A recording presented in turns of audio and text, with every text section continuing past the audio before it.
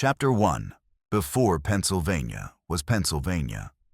Long before the word Pennsylvania was ever spoken, before William Penn dreamed of a colony of tolerance and religious freedom, the land that would one day carry his name was already a tapestry of stories, traditions, and nations. It was a land thick with forests, rolling rivers, and endless valleys, carved over millennia by ice and water. The Allegheny and the Susquehanna, the Delaware and the Ohio, were not just rivers. They were highways of life, binding together peoples who understood this land more intimately than anyone who would later claim it on a map. To speak of Pennsylvania's history without first pausing here would be like telling the story of a house while ignoring the foundation on which it rests. The earliest inhabitants of this region were not simply wandering bands of hunters and gatherers, as old stereotypes once suggested. They were architects of cultures that stretched back thousands of years. Archaeological evidence reveals villages, burial mounds, trading routes, and cultivated fields. By the time Europeans ever set foot on this soil, the land had been shaped and reshaped by countless generations of native peoples who called it home. The Lenape, the Susquehannock, and the powerful Iroquois Confederacy were among the most prominent, though they were by no means the only ones. Each brought a distinct identity, and together they created a world as complex as any European kingdom. To the east, along the river valleys and the shores of the Delaware, lived the Lenape. They sometimes called themselves the original people, and in many ways, they were just that. Their villages were clusters of longhouses and wigwams, their fields rich with maize, beans, and squash. They fished the rivers with nets and weirs, hunted the forests for deer and bear, and gathered wild berries in the summer sun. Yet their world was not merely about survival. They had stories that explained the creation of the earth, ceremonies to mark the passage of seasons, and a political system rooted in consensus and clan ties. Outsiders sometimes thought of them as simple, but nothing could be further from the truth.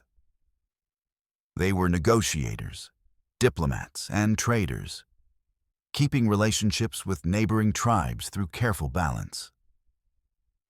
Their wampum belts, beads of shell woven into patterns, were not trinkets, but sacred records.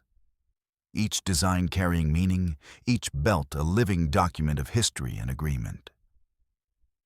North and west, along the Susquehanna River, lived a very different people, the Susquehannock. They were taller, stronger, and feared by many of their neighbors. European observers, when they eventually encountered them, noted their imposing stature. But their true power lay in their organization and strategy. The Susquehannock built fortified towns of log palisades, defended not only by warriors, but by their mastery of diplomacy and intimidation. They hunted and farmed as others did, but they also reached far into trade networks, stretching north toward the Great Lakes and south toward the Chesapeake. To neighboring tribes, they were both partners and rivals, admired and feared in equal measure. To the Lenape, they were sometimes enemies, sometimes allies, but always a presence that could not be ignored. And then, stretching across the northern horizon, there loomed the Iroquois Confederacy, also called the Haudenosaunee, the people of the Longhouse. Their homeland lay mostly in what is now New York, but their influence extended deep into Pennsylvania. Unlike many others, they were not a single tribe, but a league, a political union of nations, the Mohawk, Oneida, Onondaga, Cayuga, and Seneca, and later the Tuscarora, bound together by what they called the Great Law of Peace. They had formed a system of governance that astonished Europeans when they first learned of it. Chiefs were chosen by women, councils were held in careful deliberation, and decisions were made not for the benefit of the present, but for the seventh generation to come. Their reach into Pennsylvania came not only by war, but by diplomacy, trade, and kinship ties. For centuries, they would hold the balance of power in the Northeast, shaping the fate of every people who shared this land. Yet these nations, distinct as they were, did not exist in isolation. The rivers were their arteries, carrying goods, ideas, and people from one end of the region to another. Flint, copper, shells, furs, and food moved along these routes, connecting villages hundreds of miles apart. What might seem to us as wild wilderness was in fact a landscape alive with human movement and exchange. Markets thrived, alliances were made, and sometimes wars erupted. To live in this land was to know that power and survival came not only from the bow or the hoe, but from the ability to navigate the complex web of human relationships. Nature itself was an ever-present partner in this story. The land that would become Pennsylvania was rich beyond measure. Forests of oak, chestnut, and pine stretched as far as the eye could see. Rivers teemed with shad and sturgeon. Deer and elk roamed the valleys. For native peoples, this abundance was not simply taken. It was honored. Hunting was often accompanied by rituals of thanks. Fields were planted with an understanding that crops would nourish not just the people but the soil itself, replenished by cycles of rest. This was a relationship of reciprocity, a balance between human need and the gifts of the earth. While later settlers would view the land as property to be bought and sold, the original inhabitants saw it as kin, to be respected and cared for. Still, life was not without conflict. The Susquehannock, with their warlike reputation, often clashed with neighboring tribes seeking to dominate trade routes. The Iroquois, with their disciplined league, expanded their influence through both persuasion and conquest, at times demanding tribute from weaker neighbors. The Lenape, caught between powerful rivals, often played the role of mediators, though they too defended their land fiercely when necessary. War parties moved along forest trails, skirmishes erupted, and old rivalries simmered. But these conflicts, though real, were part of a larger rhythm of life, balanced by peace treaties, marriage alliances, and trade agreements. It was a world of shifting boundaries, but also of deep resilience. For centuries, this land was a stage on which native nations acted out their dramas of survival, ambition, and belief. To them, Pennsylvania was not a state, not a line on a map, but a living world filled with meaning. Mountains had spirits, rivers carried memory, and every clearing in the forest told a story. Children grew up hearing tales of ancestors and heroes, of creation and destiny. Elders passed down wisdom, ensuring that the young knew not just how to survive, but why survival mattered. Community was everything, and every individual was part of a greater whole. As the 1600s dawned, the native peoples of this region were strong and confident, unaware that their world was about to change forever. Already rumors drifted along the trade routes of pale-skinned strangers arriving on distant coasts, of ships as large as villages, of goods unlike any ever seen. Iron tools, glass beads, firearms, all began to seep slowly inland, carried by traders and passed hand to hand. For some, these items were marvels, gifts that made life easier. For others, they were warnings, signs of a coming storm. No one yet knew the full weight of what was to come, but the winds of change had already begun to stir. Pennsylvania, before it was ever Pennsylvania, was thus a land alive with nations, each with its own pride, its own strengths, its own vision of the world. It was not an empty wilderness waiting to be discovered. It was a world already discovered, already cherished, already deeply understood. To the Lenape, the Susquehannock, and the Iroquois, this land was home in the truest sense, a place of ancestors and future generations alike. And while their world was about to collide with another, their presence, their culture, and their legacy would forever shape the history of the state to come. The story of Pennsylvania cannot begin with William Penn stepping off a ship. It must begin here, in the forests and valleys where nations thrived, where rivers carried lifeblood, and where human beings had already written centuries of history upon the land. Only by understanding this foundation can we begin to grasp the full story of what Pennsylvania would become. For everything that followed was built upon this ancient ground. And so, as the shadows of European sails crept closer to the horizon, the stage was set for a new chapter. The people of the land, the nations who had lived here for generations, would soon face visitors unlike any they had ever known. With their arrival, the story of Pennsylvania would shift into a new and tumultuous era, one that would bring both promise and tragedy, and would forever change the destiny of the Keystone State. Chapter 2.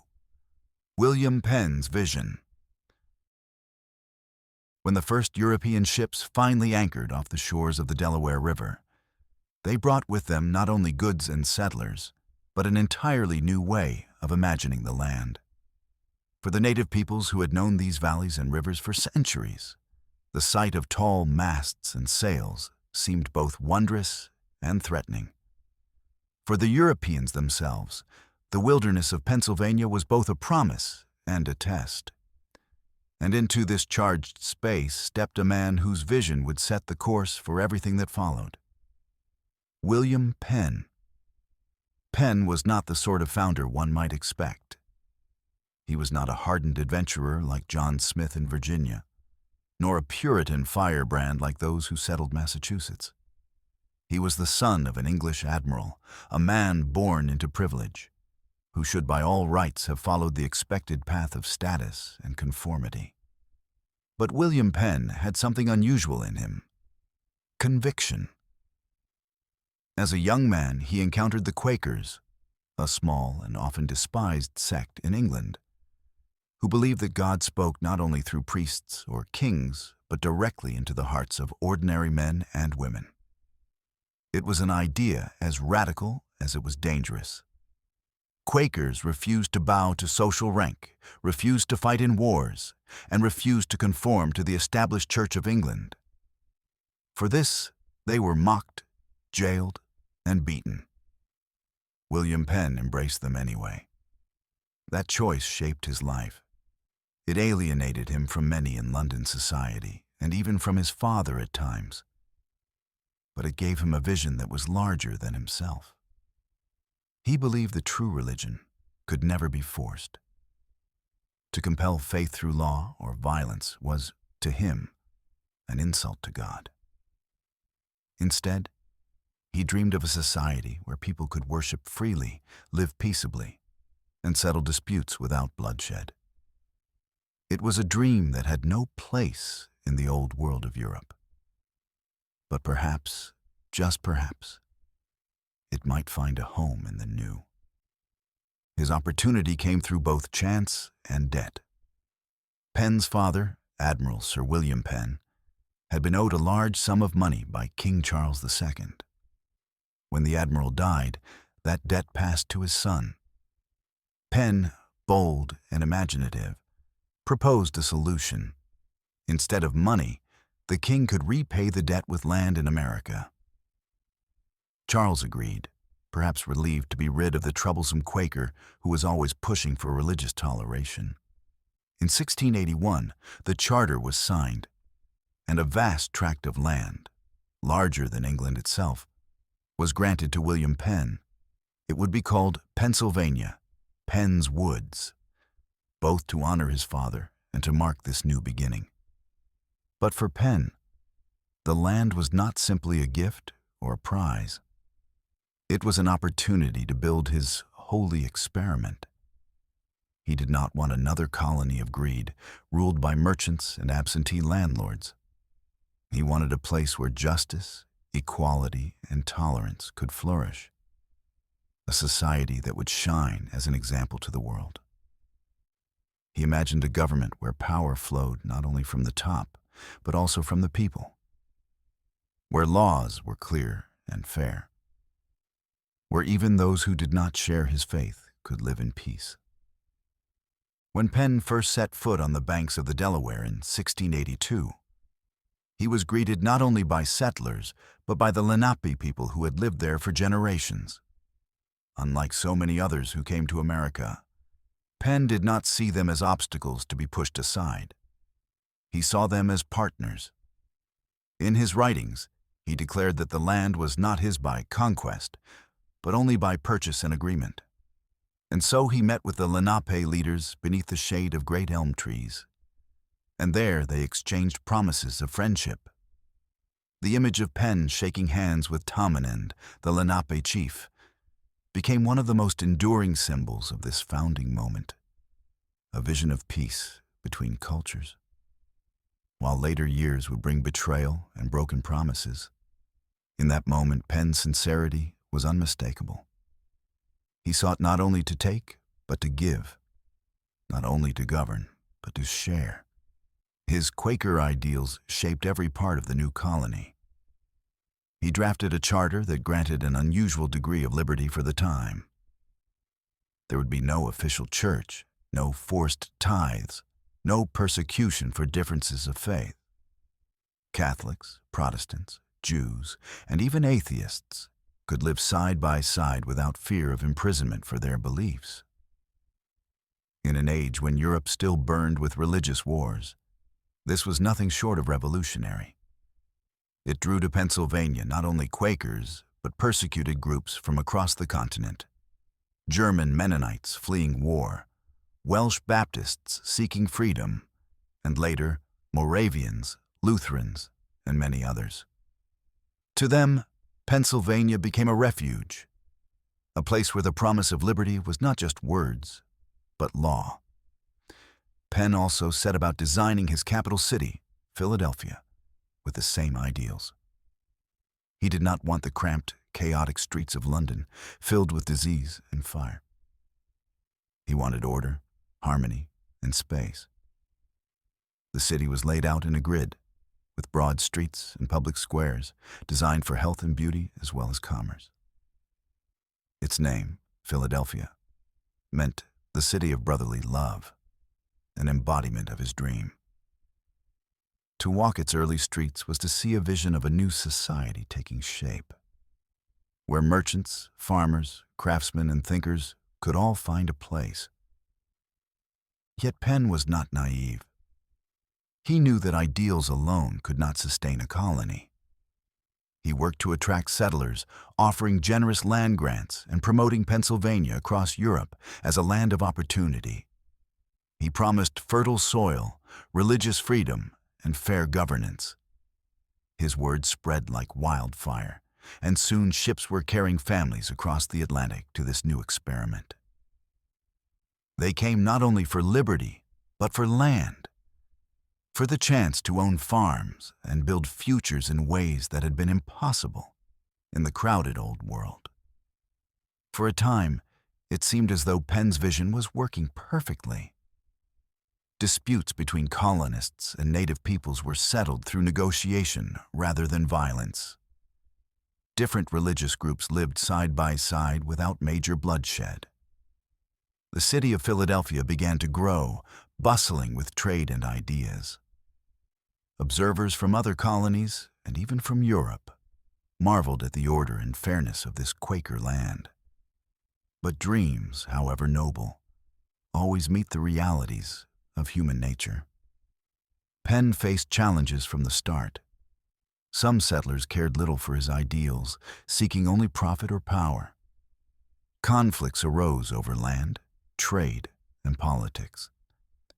Penn himself spent much of his life pulled between England and America, forced to defend his charter against rivals and critics. His own finances suffered, and at times he was deeply in debt. Yet through it all, he clung to his experiment, insisting that a society based on freedom and tolerance was not only possible, but necessary. The heart of Penn's vision was always peace. He once wrote that force might subdue men's bodies, but only love could win their souls. He believed that government should exist not to dominate, but to serve, to protect the rights of individuals and ensure justice for all. In this, he was far ahead of his time. The principles he laid down in Pennsylvania would echo centuries later in the very foundations of American democracy. But for him, it was not about grand history. It was about building a community where people could live as neighbors, where the violence and intolerance of the old world could be left behind. As more settlers arrived, Pennsylvania began to take on a life of its own. Farms spread across the countryside. Ships filled with grain and furs left Philadelphia's docks, and new towns rose along rivers and roads. The diversity that Penn had welcomed became a defining feature of the colony, shaping its culture in ways that were sometimes chaotic, but often vibrant. The vision of the holy experiment was not perfect. No human endeavor ever is. But it was alive, and it was real. For William Penn, this was the true measure of success. He did not seek to build an empire of wealth or power for himself. He sought to prove that men and women, of different faiths and backgrounds, could live together in peace. And though the years would bring struggles, betrayals, and challenges, the seed he planted would continue to grow. The land that had once been the domain of the Lenape, the Susquehannock, and the Iroquois, was now entering a new era, shaped by the ideals of one man and the choices of many. Pennsylvania was no longer just a wilderness of rivers and forests. It was becoming a society, a community, and a vision for the future. And as Philadelphia's streets filled with the sounds of hammers, wheels, and voices speaking in many tongues, the holy experiment of William Penn began to take root in the fertile soil of America. Yet the story of Pennsylvania was only beginning. The colony founded in peace would soon find itself at the very center of storms greater than Penn himself could have imagined. But for now, in these early years, his dream still stood. A place where freedom and fairness could flourish, where tolerance was not just a word, but a way of life. Chapter 3. The City of Brotherly Love. The holy experiment had been planted, and from its soil there began to grow not just a colony, but a city unlike any other in the New World. When William Penn first laid out his design on parchment, with neat grids of streets intersecting at right angles and open squares placed like jewels in a crown, it must have seemed to some a dream too precise for the rough edges of a wilderness. Yet, in the years that followed, that dream took form in brick and timber. The city of Philadelphia, the city of brotherly love, began to rise on the banks of the Delaware River. And as it rose, it did something rare. It became not only a home for merchants and farmers, but the beating heart of an idea that free thought, open debate, and human ambition could thrive together. At first, Philadelphia was little more than a collection of huts and wooden houses pressed against the waterfront, where ships from England, Germany, and the Netherlands unloaded their goods. The streets were muddy, the winters bitter, and the summers stifling. But it grew quickly, faster than anyone could have imagined. Its location was perfect. The Delaware River offered access to the sea. while the Schuylkill provided a channel deep into the countryside. Farmers could send their wheat, corn, and livestock downriver, and from the docks, ships could carry those goods across the Atlantic. Within a few decades, Philadelphia had become one of the busiest ports in the colonies, second only to Boston in importance and soon surpassing even that. But what made Philadelphia remarkable was not just its commerce. It was its spirit. The city attracted a curious mix of people. Quakers in their plain dress, German craftsmen with their old world traditions, Scots-Irish immigrants with their fiery independence, and African men and women brought against their will in chains, whose labor would also shape the city's destiny. Side by side they lived, often uneasily, but always in the press of daily life that gave Philadelphia its restless energy. Unlike the older cities of the colonies, Philadelphia was born not from survival alone, but from vision. Its wide streets and open squares gave it a sense of order and ambition, as if to remind its citizens that they were building something meant to last. Into this fertile ground came one of the most remarkable figures of colonial America, Benjamin Franklin. He did not arrive as a statesman or a sage, but as a runaway apprentice, a teenage boy from Boston with little more than ambition and a head full of ideas. When Franklin stepped off the boat onto Market Street in 1723, carrying only a few coins and a loaf of bread, Philadelphia was still a city in the making. He found work as a printer, setting type and inking presses, but quickly revealed himself to be more than just another tradesman. He had an insatiable curiosity, a hunger for knowledge that no poverty could quench. And in Philadelphia, he found the perfect stage on which to perform.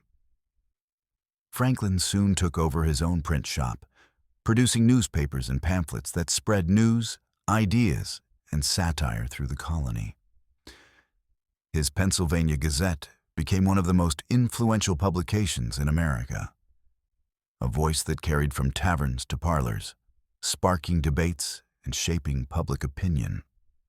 Printing in the colonies was no small thing.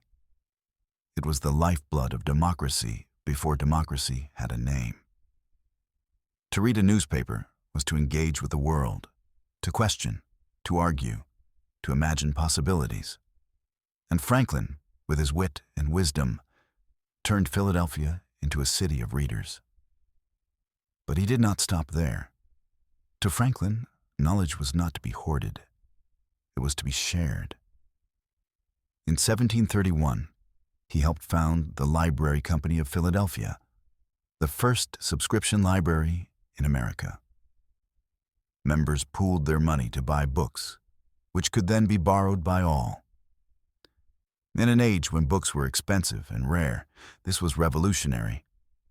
Suddenly, tradesmen, clerks, and shopkeepers had access to volumes of history, science, and philosophy. The city became a place where knowledge was not the privilege of a few, but the common resource of many. This library was not merely a collection of paper and ink. It was the seedbed of an Enlightenment culture that would flourish in Philadelphia like nowhere else in the colonies. Franklin's restless energy touched every part of the city. He founded fire brigades, insurance companies, and philosophical societies. He organized experiments with electricity, flying kites into thunderclouds to tease secrets from the sky. He encouraged the building of hospitals, schools, and institutions that gave the city a structure beyond commerce. Under his influence, Philadelphia became not only prosperous, but learned. Visitors from Europe marveled at its institutions and its citizens' appetite for debate. In taverns and coffee houses, arguments raged over philosophy, politics, and religion. In lecture halls, men demonstrated new inventions, while audiences listened with rapt attention. Philadelphia was alive with curiosity. and Franklin was both its spark and its mirror. Yet Franklin was not alone in shaping the city. Philadelphia's rise was the product of thousands of hands and minds, each contributing to the mosaic. Artisans filled its workshops, hammering iron, shaping leather, weaving cloth. Merchants stocked its warehouses with sugar, rum, and tea brought from the Caribbean and beyond. Farmers drove wagons of grain into the city, turning Philadelphia into the breadbasket of the colonies. Ships lined the wharves, their masts bristling against the sky, their holds filled with goods to be traded across oceans. Wealth flowed through the streets, but so did ideas, carried by books, newspapers, and word of mouth. The city also became a magnet for diversity. Quakers still dominated its politics, but alongside them lived Lutherans, Catholics, Presbyterians, Jews, and countless others, each adding their traditions to the city's fabric. Religious tolerance, promised in William Penn's charter, became a living reality here. While disputes and prejudices were never absent, Philadelphia's openness gave it a vibrancy unmatched elsewhere. It was said that one could walk its streets and hear half a dozen languages in a single afternoon. That polyphony, that mingling of voices, was the very essence of Penn's dream made real. As Philadelphia grew, so too did its architecture. The early wooden houses gave way to sturdy brick buildings with steep roofs and orderly facades. Churches and meeting houses rose across the city, their bells calling the faithful to prayer. Markets bustled with life, their stalls piled with produce, meat, and wares. By the mid-18th century, Philadelphia was the largest city in the colonies, its population swelling beyond 20,000. It was larger than Boston, more cosmopolitan than New York, and more influential than any other port along the Atlantic. But Philadelphia's greatness was not only in its size, it was in its spirit. The Enlightenment, an age of reason, science, and human progress, found one of its strongest voices in this city. Men and women debated philosophy not as idle speculation, but as tools for building a better world. The very idea of self-government, of liberty, of human rights, found fertile ground here. In the library halls and printing shops, in the taverns and town meetings, the seeds of revolution were being sown, not through swords, but through words. Philadelphia was becoming not just a city of commerce, but a city of ideas. Still, life in Philadelphia was not without its hardships. Disease swept through its crowded streets from time to time, claiming lives and spreading fear. Fires broke out, and despite Franklin's fire brigades, whole neighborhoods sometimes went up in flames. Poverty lingered in the shadows of wealth, and enslaved Africans, though fewer here than in the South, lived lives of bondage in a city that prided itself on freedom. These contradictions would haunt Philadelphia, as they did much of America, but they did not stop its rise. Instead, they gave the city attention, a sense of unfinished business that fueled debate and reform. The docks remained its lifeblood, the point where the world met the colony. Ships carried Pennsylvania grain to Europe and returned with cloth, tools, and luxury goods. Merchants grew rich, but even ordinary citizens could feel the prosperity that trade brought. A farmer in the hinterland, selling wheat in the city, knew that his harvest might end up on the tables of London. A printer setting type in a dim shop knew that his words might reach readers hundreds of miles away.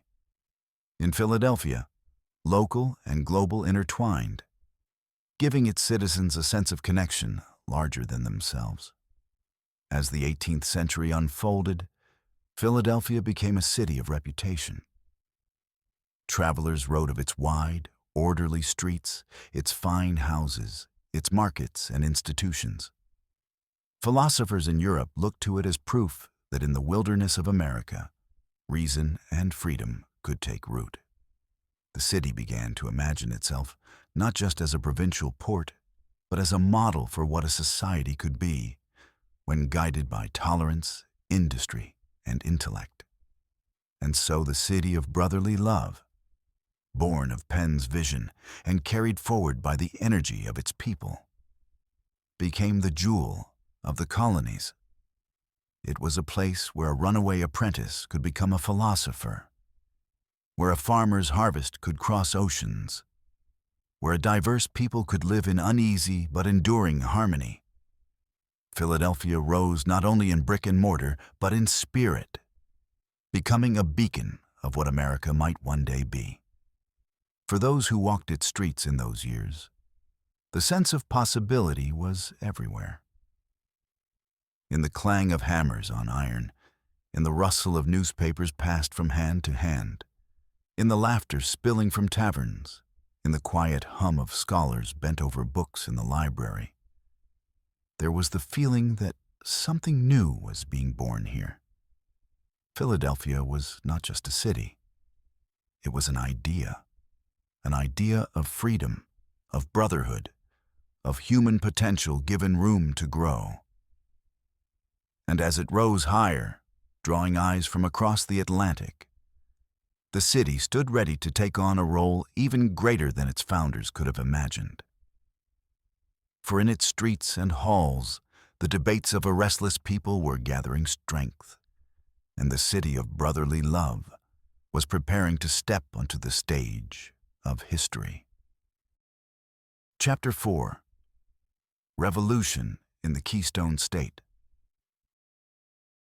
By the middle of the 18th century, Philadelphia had grown into the largest city in the colonies, a place of wealth, diversity, and intellectual ferment. The streets that once rang with the sound of hammers and merchants' cries now carried something else: the rumble of political argument. Coffee houses and taverns that once debated science and philosophy began to buzz with talk of rights, taxes, and tyranny. The very openness that had made Philadelphia thrive now made it restless. And soon, the city and the wider land of Pennsylvania would find themselves at the heart of a storm, the American Revolution. At first, the discontent seemed almost abstract.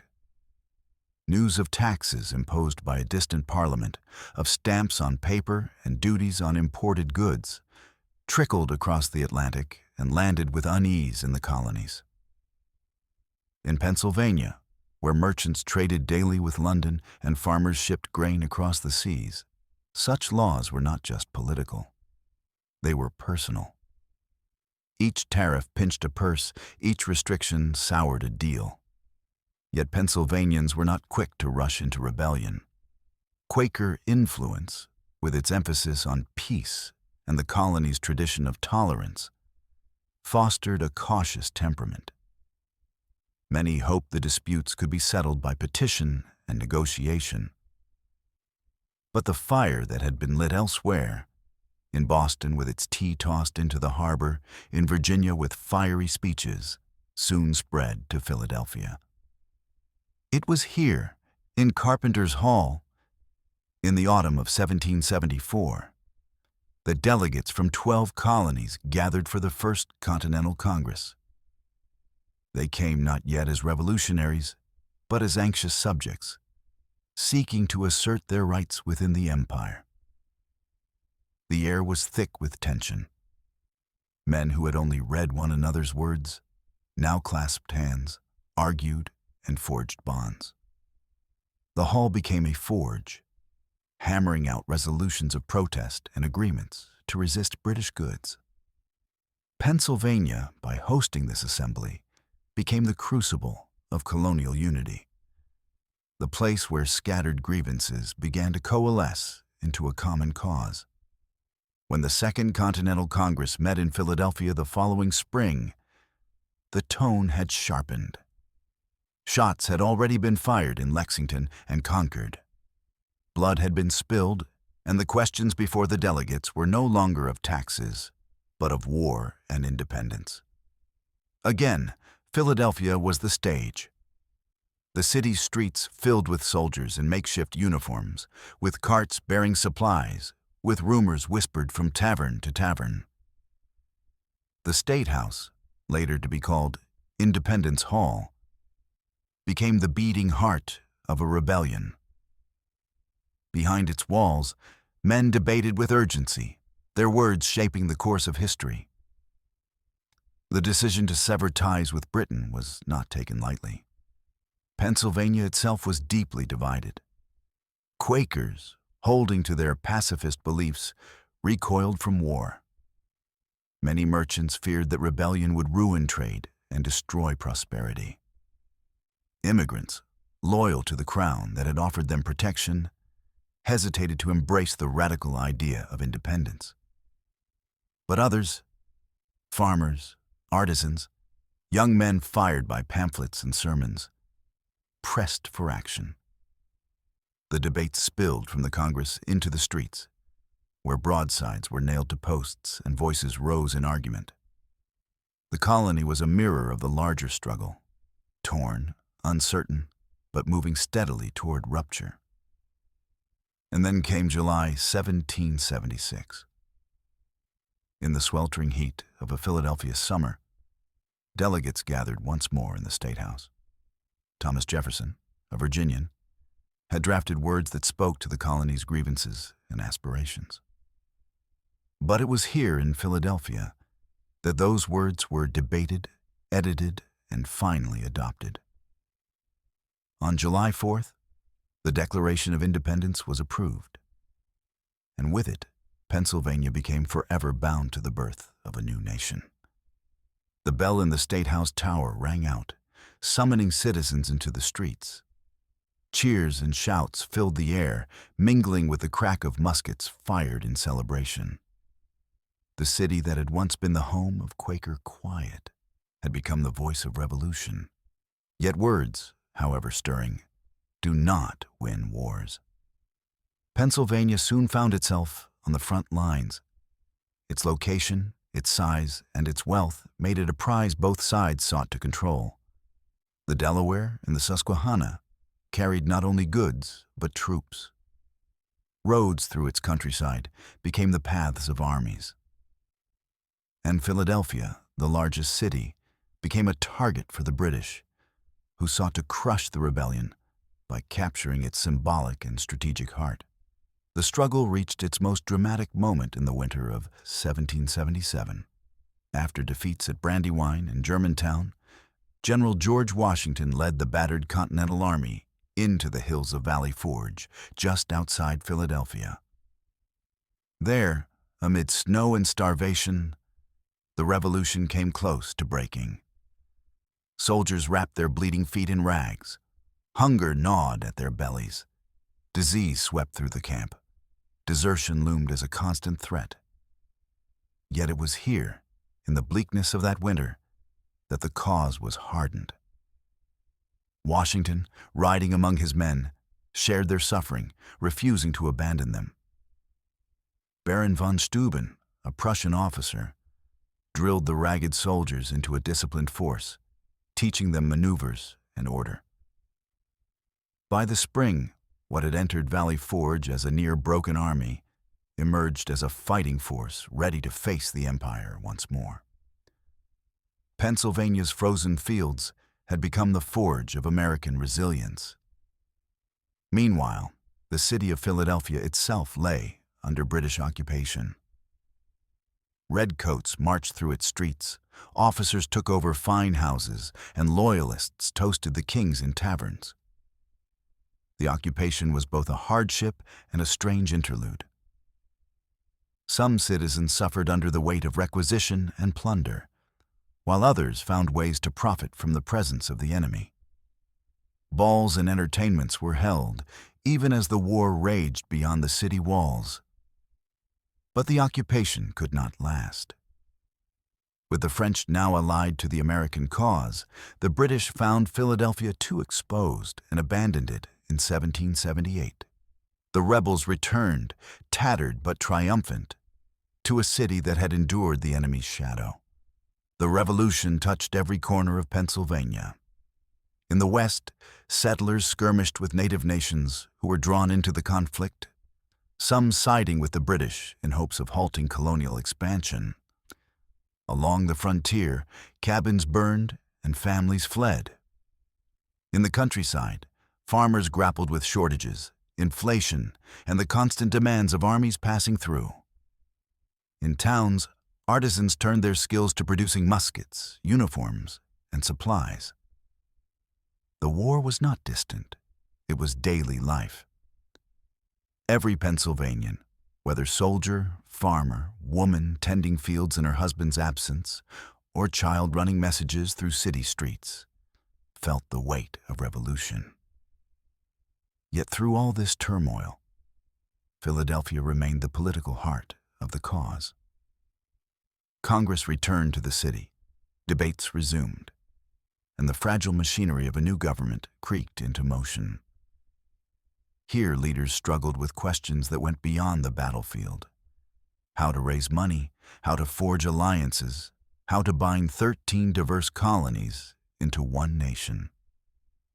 In the crowded halls, under the gaze of portraits and candlelight, the United States was taking shape not only in declarations, but in the slow, difficult work of governance. The revolution in Pennsylvania was not only a matter of battles and politics, it was also a matter of ideals. Pamphlets poured from presses, carrying arguments for liberty, equality, and the rights of man. Sermons thundered from pulpits, urging the faithful to see the struggle as a divine mission. Ordinary men and women, long accustomed to deferring to distant authorities, began to speak of themselves as citizens, with voices that mattered. The language of rights, once the preserve of philosophers, now filled the mouths of farmers and artisans. It was a transformation as profound as any musket volley, and it took place in the fields and streets of the Keystone State. By the end of the war, Pennsylvania had given much to the cause. Its men had fought and died on battlefields across the colonies. Its farms had fed armies, its forges had armed them. Its city had sheltered councils and endured occupation. The name Keystone State began to ring with more than geography. It reflected the colony's role in holding together the arch of rebellion. Without Pennsylvania, its city, its people, its sacrifices, the revolution could scarcely have stood. When peace finally came, and the Treaty of Paris was signed in 1783, the guns fell silent, but the echoes of war lingered in every corner of Pennsylvania. Fields still bore scars from marching boots, barns still remembered being emptied for armies, families still counted their losses. Yet there was also pride, a fierce pride that this land had stood at the very heart of the struggle, that the ideas hammered out in Philadelphia had become the banner of a new nation. The revolution had changed Pennsylvania forever. It had tested its people, divided them, scarred them, but also elevated them. From Carpenter's Hall to Valley Forge, from the Declaration read in the streets to the slow march of Washington's army through its fields, Pennsylvania had been both witness and participant in the birth of independence. The city of brotherly love had become the city of freedom's voice, and the state itself had proven its place as the keystone of America's arch. The world that emerged from this struggle was new, fragile, and uncertain, but it was real. Out of the fire of revolution, Pennsylvania had helped forge a nation, and though the path ahead would bring new challenges, for now the people of this land could look back on the tumultuous years of rebellion and know that they had stood at the very center of history. Their voices, their fields, their sacrifices woven into the fabric of American independence. Chapter 5. The Constitution in Philadelphia. The war had ended, the British had gone, and Pennsylvania could at last breathe the air of independence. But victory did not bring calm. It brought questions, harder and more dangerous than any musket fire. What kind of nation would this be? How would 13 restless, diverse states, each jealous of its rights and suspicious of central authority, bind themselves into one? These questions loomed like storm clouds over the fragile new republic. And once again, it was Pennsylvania, and Philadelphia in particular, that became the stage where answers had to be forged. In the years immediately following the Revolution, the government of the United States rested on the Articles of Confederation, a framework written in the heat of war, designed less to build a nation than to keep one from falling apart. It left most power in the hands of the states, granting Congress little authority to raise taxes, regulate trade, or enforce laws. In theory, it preserved liberty by preventing tyranny. In practice, it created chaos. States quarreled over borders, issued their own currencies, and imposed tariffs on one another as if they were foreign nations. Congress could declare war, but not pay soldiers. It could pass laws, but not compel obedience. For all the sacrifices that had been made, the Union seemed more like a rope of sand than a solid bond. Pennsylvania, with its bustling port and sprawling farmlands, felt the strain keenly. Merchants in Philadelphia fumed as rival states disrupted trade with conflicting duties. Farmers in the countryside watched prices collapse without stable markets. Even ordinary citizens began to grumble that the hard-won independence was slipping into disorder. It was in this uneasy climate that calls grew louder for a stronger framework, one that could hold the states together without crushing their liberties. So it was that in the summer of 1787, delegates from 12 states journeyed once again to Philadelphia.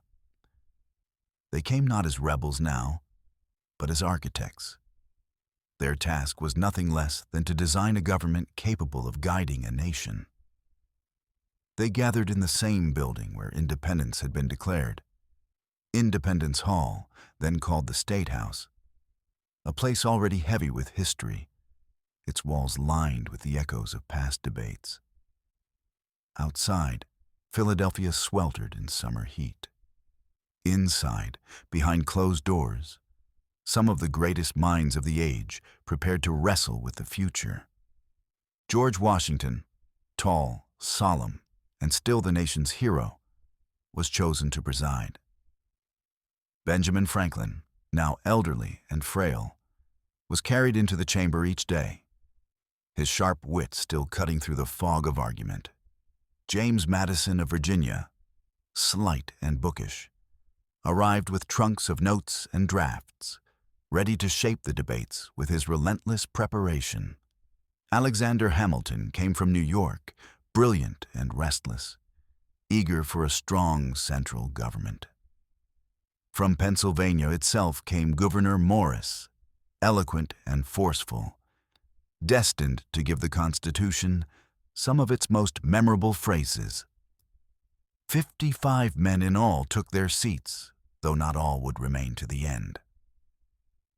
The debates that unfolded were long, heated, and often bitter. They argued first over the very purpose of their meeting. Some believed they had come only to amend the Articles of Confederation, to patch its holes and strengthen its weak joints.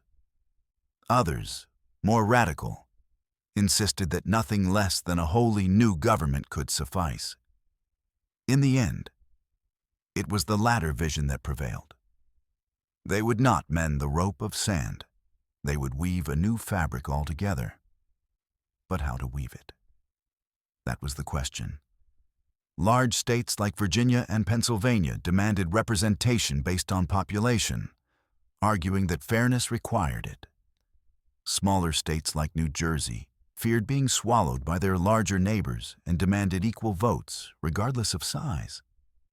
The room grew tense. Voices rose, tempers flared. Weeks dragged by with little progress until at last a compromise was struck. One house of Congress, the House of Representatives, would be based on population, while another, the Senate, would grant equal representation to every state. It was a marriage of principle and pragmatism, hammered out in sweat and frustration, but it saved the convention from collapse. Other battles followed. Should the executive be a single president or a council? Should he be elected by the people directly or chosen by the states or by Congress? In the end, they devised the Electoral College, a strange hybrid born of necessity, balancing fears of mob rule with fears of aristocratic dominance. They argued over how to apportion representation for states that held enslaved people, a question that revealed the deep moral fracture at the heart of the young republic. The result, the notorious 3/5 compromise, counted each enslaved person as 3/5 of a free person for purposes of representation and taxation. It was a grim calculation, acknowledging slavery without resolving it, postponing a reckoning that would come generations later. But for the moment, it was the price of union. Day after day, through the suffocating summer, they hammered at the details. Windows were kept shut to guard secrecy, adding stifling heat to the burden of debate. Quills scratched, parchment filled, voices thundered and whispered. At times it seemed the convention would collapse under the weight of disagreement. Delegates threatened to walk out, alliances frayed, and suspicion ran high. Yet the determination to craft something enduring held them together. Franklin, with his wry humor, often soothed tempers with a well-timed jest. Washington's steady presence lent the proceedings a sense of gravity. Madison's meticulous notes and arguments steered discussions back to order. Piece by piece, the structure took form, a system of checks and balances, of divided powers, of shared authority between state and federal government. By September, their work was nearly done. The Constitution, as it came to be called, was a document both elegant and pragmatic. It outlined a government stronger than the Articles, yet restrained by its very design. It sought to balance liberty with order, democracy with stability. It was not perfect, and the men who signed it knew it. Franklin, as he looked at the rising sun carved into the back of Washington's chair, remarked that he had often wondered whether it was a rising or setting sun. Now, he said, he believed it was a rising sun, symbol of a nation's birth. But the work was not over. The Constitution still had to be ratified by the states, and here Pennsylvania played a central role once again. In the Pennsylvania State House, heated debates erupted between Federalists, who supported the new framework, and anti-Federalists, who feared it gave too much power to a central government. Pamphlets flew from the presses, citizens crowded into meetings, and arguments raged in taverns. For Pennsylvanians, as for all Americans, the Constitution was not an abstraction. It was a question of how they would be governed, of what freedoms they would hold, and of what sacrifices they would accept. Eventually, Pennsylvania became the second state to ratify the Constitution, lending powerful momentum to the cause. Yet the debates revealed deep concerns. Concerns that would only be addressed with the addition of a Bill of Rights, guaranteeing individual freedoms and limiting government power. Once more, compromise had saved the experiment. Once more, Pennsylvania had stood at the center of history, its citizens shaping the outcome not only for themselves, but for the nation. When the convention finally adjourned, the delegates stepped out into the streets of Philadelphia, weary but resolved. They had labored for 4 months, quarreled and bargained. But in the end, they had crafted something unprecedented. A written constitution to bind a vast republic. The State House, which had already witnessed the birth of independence, had now witnessed the creation of the framework that would sustain it. Philadelphia, by hosting both moments, had become the workshop of democracy, the place where the American experiment was hammered into shape. For ordinary Philadelphians, the convention was a mystery wrapped in secrecy. The windows had been shuttered, the doors guarded, the debates hidden. Rumors swirled, but few knew the details. Only when the document was published did the people glimpse the scale of what had been done in their city. Yet even without the details, they sensed the gravity of the moment. Merchants, craftsmen, sailors, and farmers all felt that something larger than themselves had been forged in their midst.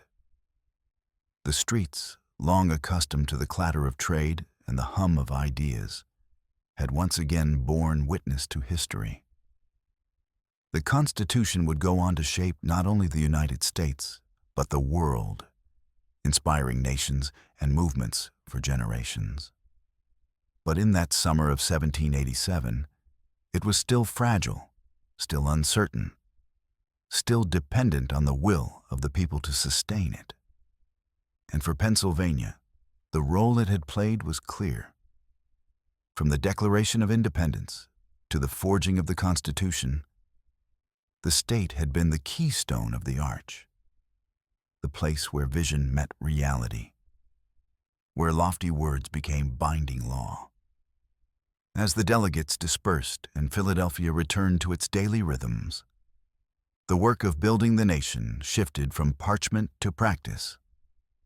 The Constitution was not a finished monument, but a living framework, one that would require constant tending, constant vigilance, constant debate. And yet, for all its flaws and compromises, it stood as proof that free men could shape their own destiny through reason and agreement, rather than through the sword alone. The story of Pennsylvania in this moment was the story of America itself. Divided, struggling, uncertain, but determined to endure. In the halls of Independence Hall, the nation had been given its bones. Flesh and spirit would come with time. But the skeleton was there, strong enough to stand, flexible enough to bend, lasting enough to survive. And once again, Philadelphia had proven itself not just a city of brotherly love, but the very workshop of liberty. Chapter 6. Pennsylvania powers the nation. The Constitution had been written, the Republic launched, and Pennsylvania had stood at the very center of its birth. But as the new nation grew, so too did the demands placed upon it. Liberty and law had been forged in Philadelphia's halls, but the daily business of survival and progress required something different: power. And nowhere would the engines of America's rise thunder more loudly than in Pennsylvania.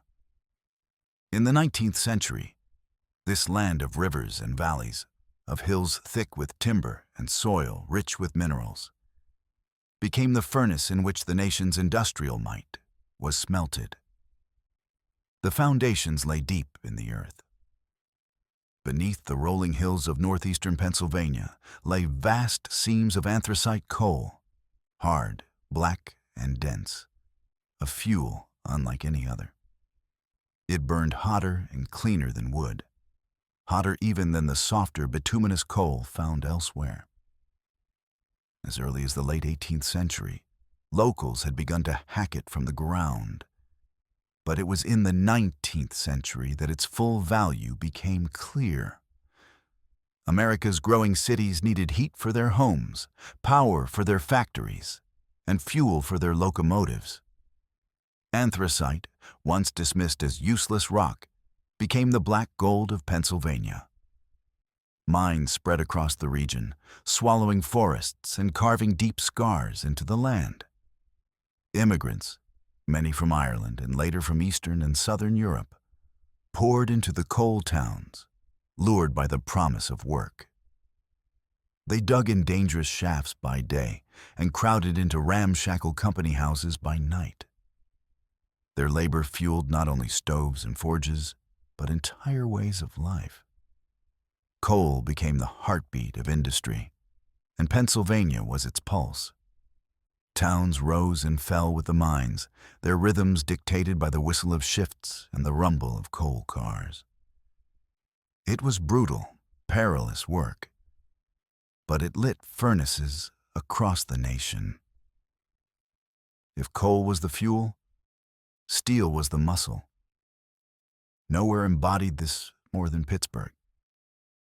At the confluence of the Allegheny and Monongahela rivers, forming the Ohio, Pittsburgh was well placed for commerce, but it was its ironworks that transformed it into the forge of America. In the early decades of the 19th century, small foundries turned out tools and nails.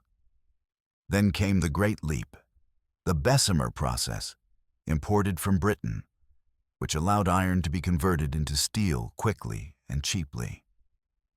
Suddenly, steel could be produced in vast quantities, and Pittsburgh became synonymous with it. The city's air grew thick with smoke, its skyline bristled with chimneys, and its nights glowed red from the fires of giant furnaces. From bridges and railroads to ships and skyscrapers, steel became the material of progress, and Pittsburgh supplied it. Men like Andrew Carnegie, a Scottish immigrant who rose from bobbin boy to steel magnate, embodied the city's spirit. His mills along the rivers turned out beams and rails by the millions, feeding America's insatiable appetite for growth. The noise was deafening, the work relentless, but the results reshaped not only Pennsylvania but the world. Steel from Pittsburgh built the rails that stitched together the continent, the buildings that reached toward the sky, the weapons that armed soldiers in times of war. Connecting all of this was the Pennsylvania Railroad. Chartered in 1846, it grew into one of the largest corporations in the world. A steel and iron artery that carried coal from the mines, steel from the mills, grain from the farms, and people from town to town. Its tracks stretched across mountains, through tunnels, over bridges, knitting Pennsylvania together and linking it to the broader nation. Trains roared across the landscape, their whistles echoing through valleys, their engines powered by the very coal dug from Pennsylvania's earth. For farmers in the countryside, the railroad was a lifeline to markets. For immigrants, it was a path to opportunity. For the state itself, it was a symbol of progress, speed, and modernity. The industrial boom transformed Pennsylvania's cities. Philadelphia, once the capital of ideas, became a capital of industry, its factories turning out textiles, locomotives, and machinery. Pittsburgh, choking on smoke but rich in steel, became the archetype of the industrial city. Smaller towns, from Scranton to Reading, flourished as hubs of coal, iron, and rail. Immigrants filled their streets, Irish fleeing famine, Germans seeking opportunity, Poles, Slovaks, Italians, Jews, all bringing languages, traditions, and hopes. Pennsylvania became a mosaic of cultures, bound together by work and struggle. Life in these industrial communities was harsh.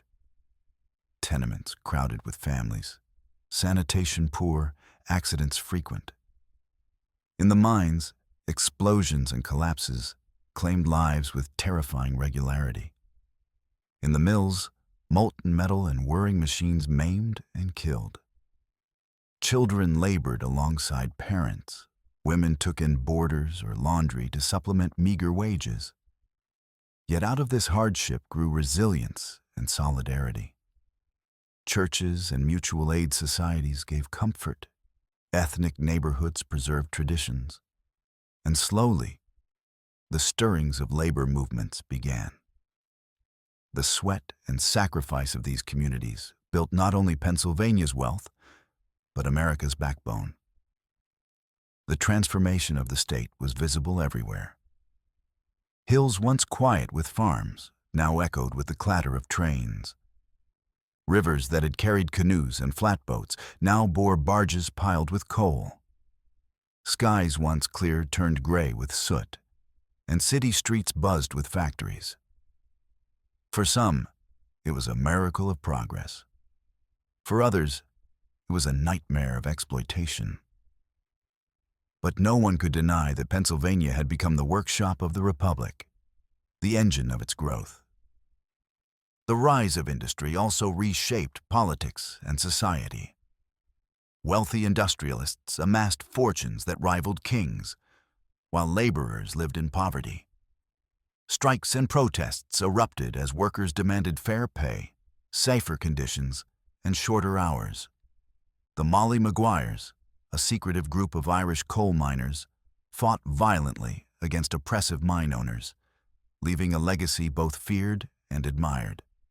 Railroad strikes shook the state, paralyzing cities and drawing in federal troops.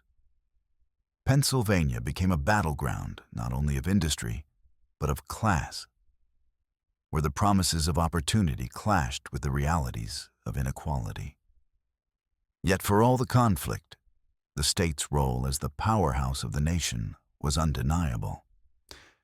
The anthracite mines supplied the fuel that lit America's homes. The steel mills of Pittsburgh and Bethlehem produced the girders that built its bridges and cities.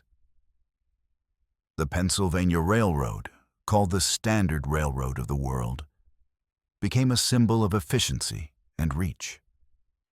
From the coal towns of the Northeast to the steel valleys of the West, Pennsylvania's landscapes were transformed into engines of production. Travelers arriving from abroad often remarked on the intensity of it all. The smoke, the noise, the sheer energy of Pennsylvania's cities made them marvel at America's vigor. Here was a land that seemed always in motion, always building, always striving. The immigrant laborer, newly arrived and bewildered, might feel crushed by it. The industrialist, surveying his mills, might feel triumphant. But together, they made Pennsylvania what it was, the beating industrial heart of a young nation. By the close of the 19th century, Pennsylvania stood transformed. It was no longer the quiet colony of Penn's vision, nor the city of Enlightenment thinkers, nor even the battleground of revolution. It was now the furnace of America, its coal and steel and railroads powering an industrial age. Cities sprawled, fortunes were made and lost. Communities grew and adapted. The state's identity had shifted, but its central role remained. Once again, Pennsylvania was the keystone, this time holding together not the arch of rebellion, but the vast machinery of progress. And so, from the coal mines of Scranton to the steel mills of Pittsburgh, from the bustling rail yards of Philadelphia to the quiet valleys pierced by iron tracks, Pennsylvania entered the modern age with fire and smoke. Its people, immigrants and natives alike, had given their labor, their sweat, and often their lives to build something larger than themselves. And what they built was nothing less than the backbone of America's industrial might, forged in the furnaces and fueled by the earth itself. Chapter 7: Strikes, Unions, and Immigrants. The furnaces of Pennsylvania roared, the railroads thundered, and the coal mines dug deeper into the earth. But behind the clang of progress was a human story written in sweat, blood, and defiance.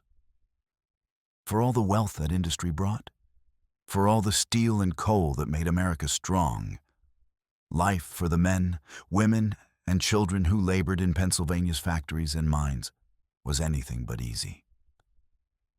The promise of opportunity that had lured immigrants across oceans often dissolved into a reality of poverty and danger. And as the 19th century wore on, the people of Pennsylvania began to rise, not against the dream of progress itself, but against the crushing weight it placed upon their shoulders.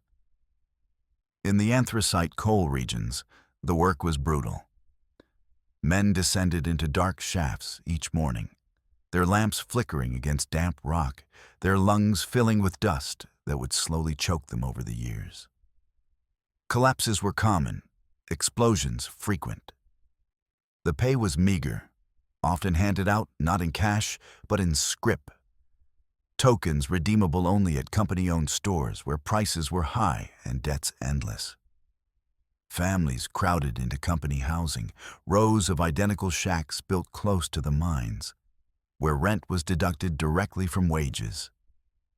Children as young as 8 sorted coal on the breakers, their small hands picking slate from the black rock, their backs bent, their eyes straining through clouds of dust. Women kept households together with almost nothing, taking in boarders or washing clothes for pennies. In the steel mills, the dangers were no less severe.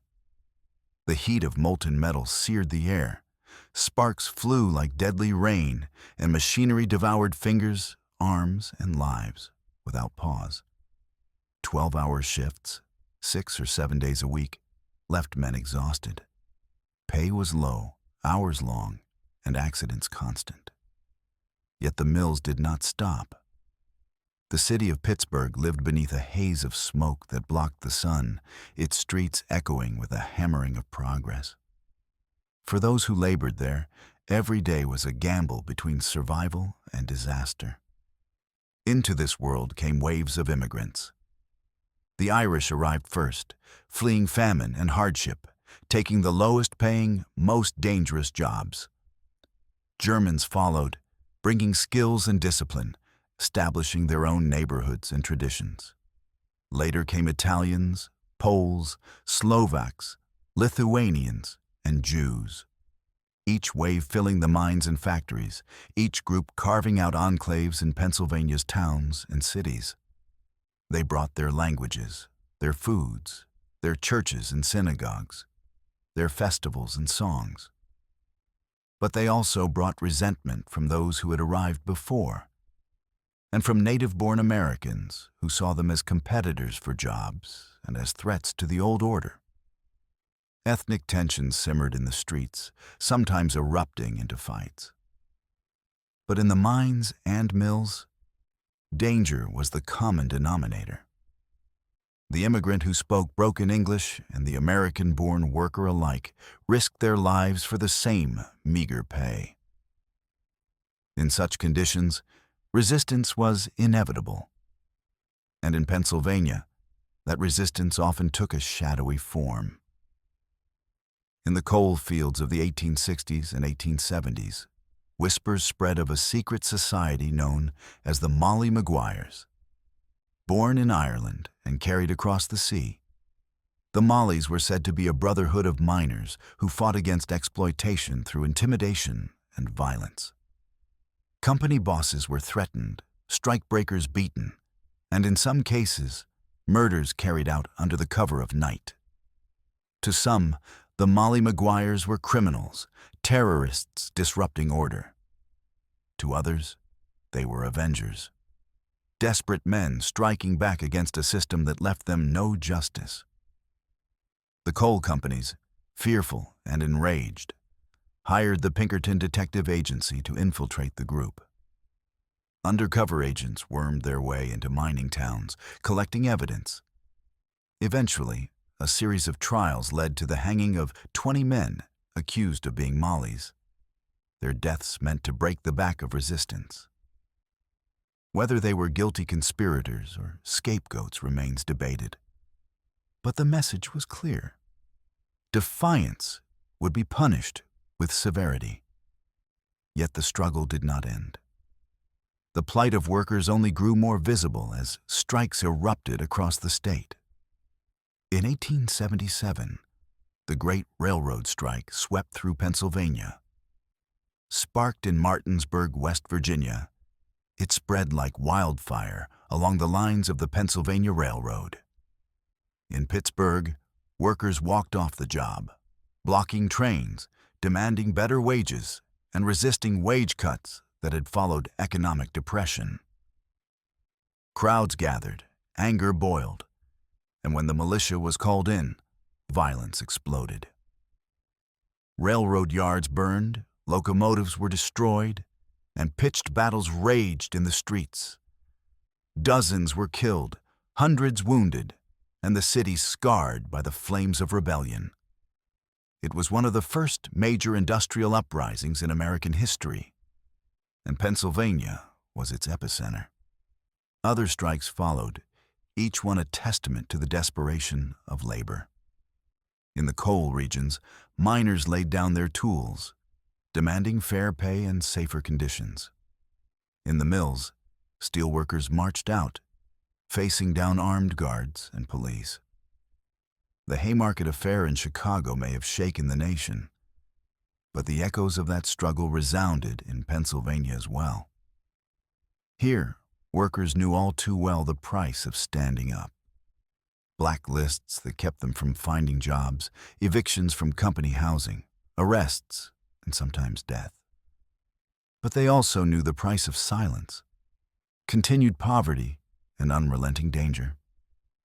Slowly, the labor movement began to organize more openly. Unions formed, first small and local, then larger and more ambitious. The Knights of Labor, one of the first major labor organizations in the United States, gained strength in Pennsylvania, welcoming not just skilled craftsmen, but unskilled workers, immigrants, and even women. Their vision was of solidarity across lines that had divided workers for too long. Meetings were held in secret, members sworn to oaths of loyalty, their hopes pinned on collective action. Later, the American Federation of Labor, with a more cautious approach, found fertile ground among skilled workers in Pennsylvania cities. Each union, each strike, was a battle in a larger war for dignity. The state's industrial barons, however, did not yield easily. Men like Andrew Carnegie preached the virtues of philanthropy while driving down wages in their mills. Henry Clay Frick, his partner, became notorious for his ruthless suppression of labor. The most infamous clash came at Homestead in 1892, when steelworkers struck against wage cuts. Frick called in the Pinkertons, and a violent battle ensued along the Monongahela River. Shots were fired, men died, and the strike collapsed, leaving the Union broken for years to come. Homestead became a symbol of the brutal conflict between capital and labor, a reminder that in Pennsylvania, progress was often paid for in blood. Still, the struggles carved a path forward. Each strike, even in defeat, sowed the seeds of future strength. Workers learned the power of solidarity, the necessity of organization, the importance of persistence. Immigrants who had once lived side by side but separate began to find common cause. Irish, Italians, Slavs, and others stood together on picket lines, their differences blurred by shared hardship. Women, too, found voices in the movement, leading protests, organizing support, demanding recognition for their labor in homes and factories. Children who had sorted coal in breakers grew into men and women who demanded something better for the next generation. The struggles of Pennsylvania's workers reshaped the very identity of the state. It was no longer just the land of coal and steel, but the land of defiance, of ordinary people insisting that their lives mattered as much as the fortunes they helped create. Songs echoed in mining camps and picket lines, laments of hardship and anthems of resistance. Newspapers carried stories of strikes and trials, of speeches and rallies, bringing the voices of labor into homes across the state. For the immigrant who had left behind famine in Ireland or political turmoil in Europe, Pennsylvania was both a promise and a crucible. Here they found work, yes, but also exploitation. Here they built communities, but also faced prejudice. And yet, through struggle, they forged something new. An identity as American workers, demanding rights not as guests, but as citizens of the republic they had helped build. By the end of the 19th century, Pennsylvania had seen more strikes, more labor battles, and more sacrifices than perhaps any other state. Its mines and mills had given America its power, but its workers had given America its conscience. Their struggles forced the nation to reckon with the human cost of progress, to see that liberty was not only political but economic, that freedom was not only the right to vote, but the right to live and work with dignity. The furnaces still roared, the railroads still thundered, the coal still flowed from the earth. But the people of Pennsylvania had proven that they were more than cogs in a machine. They were voices rising against the din, demanding to be heard. And though their battles were far from over, their defiance had already begun to change the course of history. Chapter 8. War and the Keystone State. The battles fought in Pennsylvania's mines and mills were struggles of labor and justice. But as the 19th century pressed on, the state also found itself drawn into the larger battles that shook the entire nation. War tested Pennsylvania not only in its factories and rail yards, but on its very soil. And as the United States marched into the 20th century, the Keystone State would again and again play a pivotal role in shaping the outcome of America's wars. From the rolling fields of Gettysburg to the furnaces of Pittsburgh that armed armies across the world, the Civil War was the first great test. When the guns fired on Fort Sumter in April 1861, Pennsylvania answered quickly. Its location, straddling the border between North and South, made it a vital keystone in the Union cause. Philadelphia, already a hub of industry, became a center of war production. Uniforms were sewn in its factories, weapons forged in its foundries, and supplies shipped out from its busy docks. The Pennsylvania Railroad, already the most powerful in the country, carried troops and materials to the front with astonishing speed.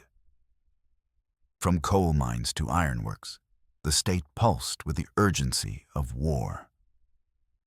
But Pennsylvania gave more than material. Its people filled the ranks of the Union armies. Regiments of volunteers poured from its towns and farms, boys who had never left their counties suddenly marching under banners for the defense of the Union. Camps sprang up across the state, drilling men in preparation for the bloody fields to come. And when the war surged north in 1863, it was Pennsylvania's own soil that became the stage for one of the most decisive battles in American history, Gettysburg. For 3 days in July, the quiet farmland of southern Pennsylvania became a furnace of death. The clash between General Robert E. Lee's Confederate Army and George Meade's Union forces shook the ground with cannon fire and soaked the fields with blood. From the slopes of Little Round Top to the stone wall at Cemetery Ridge, men from across the Union fought and died. Pennsylvania's own soldiers stood among them, defending their home against invasion.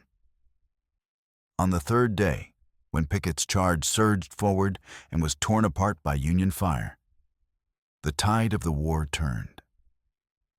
Gettysburg was not only a Union victory, it was a turning point, the high water mark of the Confederacy. And when Abraham Lincoln returned later that year to consecrate the battlefield, his words, short, solemn, eternal, gave the war its meaning. The ground of Pennsylvania had borne witness to sacrifice, and in that sacrifice lay the promise of a new birth of freedom. After the Civil War, the state's role in war did not fade. If anything, it grew. By the early 20th century, Pennsylvania's industrial might had become inseparable from the nation's ability to fight. When the United States entered World War I in 1917, the furnaces of Pittsburgh, Bethlehem, and Scranton roared to life. Steel poured from mills at a pace never before seen, shaping the guns, tanks, and ships that would carry American power to Europe. Coal trains rattled ceaselessly from anthracite country, feeding the engines of war. Philadelphia's shipyards bustled with activity, launching vessels that would cross the Atlantic laden with men and supplies. Pennsylvania's people once again answered the call. More than 300,000 men from the state served in uniform during the First World War. They marched out of cities and mining towns alike, immigrants and native-born standing side by side in khaki. Many had only just arrived in America, their accents still thick from Italy, Poland, or Slovakia. Yet they fought for their adopted homeland with pride. In training camps across the state, at places like Camp Meade near Middletown, young men drilled under the stern eyes of officers, preparing for the trenches of France. When they sailed east, Pennsylvania steel went with them in the ships beneath their feet, the rifles in their hands, the helmets on their heads. The war reached into Pennsylvania in other ways, too. Families bought Liberty bonds, women took up jobs in factories, and communities sent endless care packages across the sea. Newspapers in Philadelphia, Pittsburgh, and Harrisburg carried grim headlines of battles far away, while local columns told of neighbors who would not be coming home. Churches tolled their bells, mills draped flags across their gates, and the people endured shortages and rationing in the name of victory.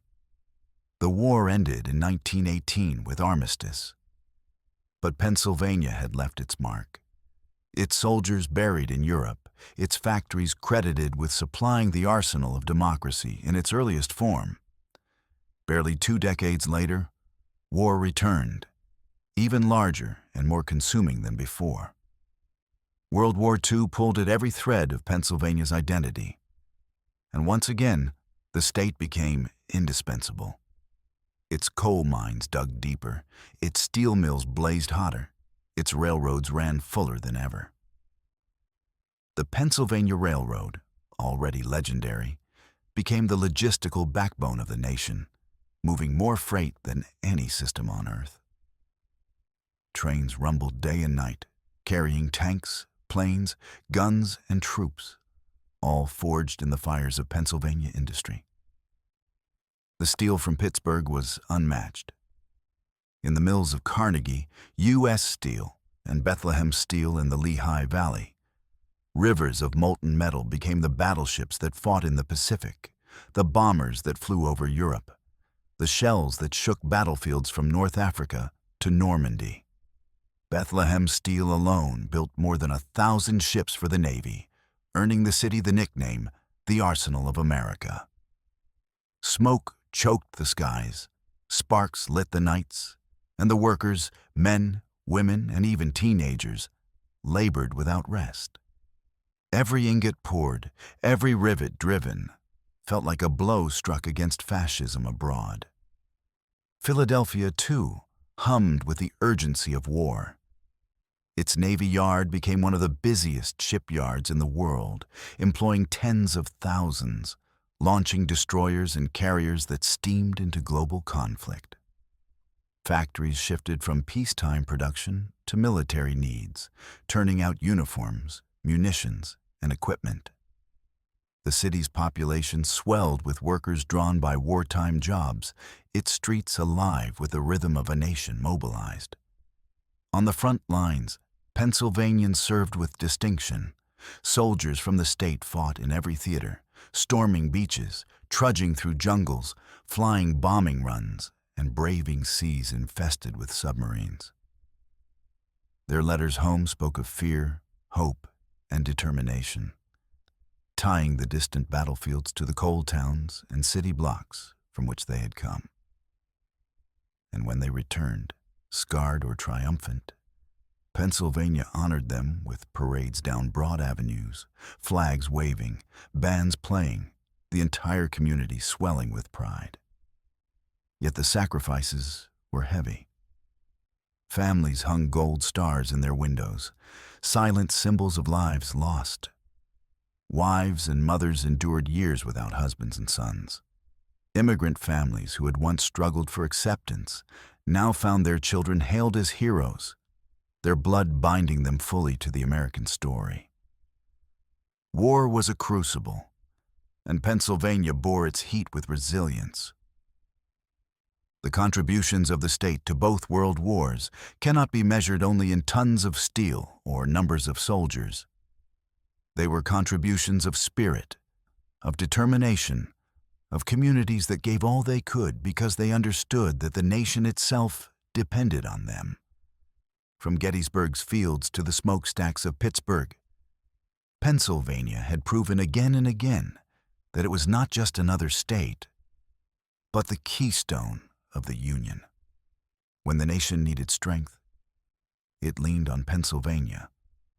By the time the guns of World War II fell silent in 1945, the state stood changed yet again. Its soldiers returned, its factories slowed, but the memory of its pivotal role remained. Gettysburg had taught it the cost of defending the Union. World War I had proven its power as an industrial giant. World War II had crowned it as the arsenal of democracy. In each struggle, Pennsylvania had given more than its share, and in doing so had helped to shape the destiny of America itself.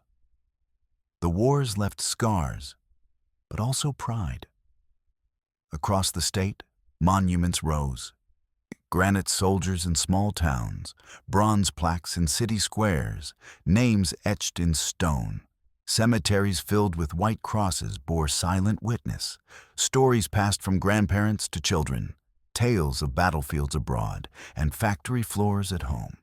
The memory of sacrifice became part of the state's very identity, a reminder that the Keystone was not only a symbol on a map, but a living truth, proven again and again in the furnace of war. Chapter 9. A Divided State. The echoes of war still lingered in Pennsylvania long after the cannons had fallen silent and the furnaces cooled from the rush of wartime production. The state had stood at the center of the nation's great struggles, its fields and factories fueling victory, its sons fighting and dying for causes larger than themselves. But peace brought its own battles, quieter but no less fierce. In the decades that followed, Pennsylvania became a stage where America's deepest tensions played out. The clash between corruption and reform, tradition and change, freedom and control. The Progressive Era, Prohibition, and waves of reform movements revealed a state both restless and divided, a mirror of the nation itself. At the dawn of the 20th century, Pennsylvania was still the industrial powerhouse of the Republic. Steel poured from Pittsburgh, coal flowed from Scranton, and railroads stitched together its towns. Wealth concentrated in the hands of a few, while immigrants and laborers crowded into smoky cities. Politics, like industry, was dominated by powerful interests. The Republican Party controlled much of the state with a grip so firm it was often called a machine. In Philadelphia, bosses ruled neighborhoods through patronage and intimidation, handing out jobs in exchange for votes, filling city contracts with allies, and enriching themselves behind closed doors. To many, Pennsylvania politics seemed less a democracy than a business run for profit. Corruption bred cynicism, but it also sparked resistance.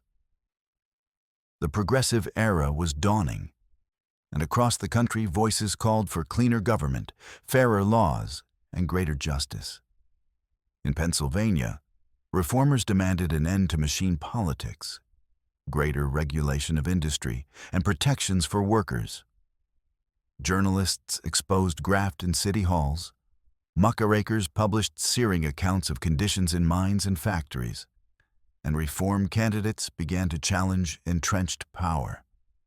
It was a struggle that revealed the fault lines of the state. Between city and countryside, immigrant and native-born, wealth and labor, reformer and machine. Prohibition brought these tensions into sharp focus.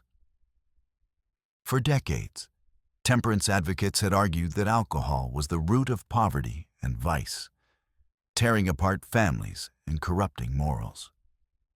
Many of these reformers were women, who saw firsthand how wages were squandered in saloons while children went hungry at home. Religious groups, too, preached against the bottle, demanding laws to curb its grip. Pennsylvania became a battlefield for these campaigns, with organizations like the Anti-Saloon League pressing for bans on liquor. Yet the state was also home to deep traditions of brewing and distilling. German immigrants had brought with them a culture of beer, building breweries that became fixtures of Philadelphia and Pittsburgh alike. In the coal towns and mill neighborhoods, saloons were more than watering holes. They were community centers, places where men gathered to find companionship, share news, and ease the burdens of long workdays. For many immigrants, prohibition felt less like moral reform and more like an attack on their culture.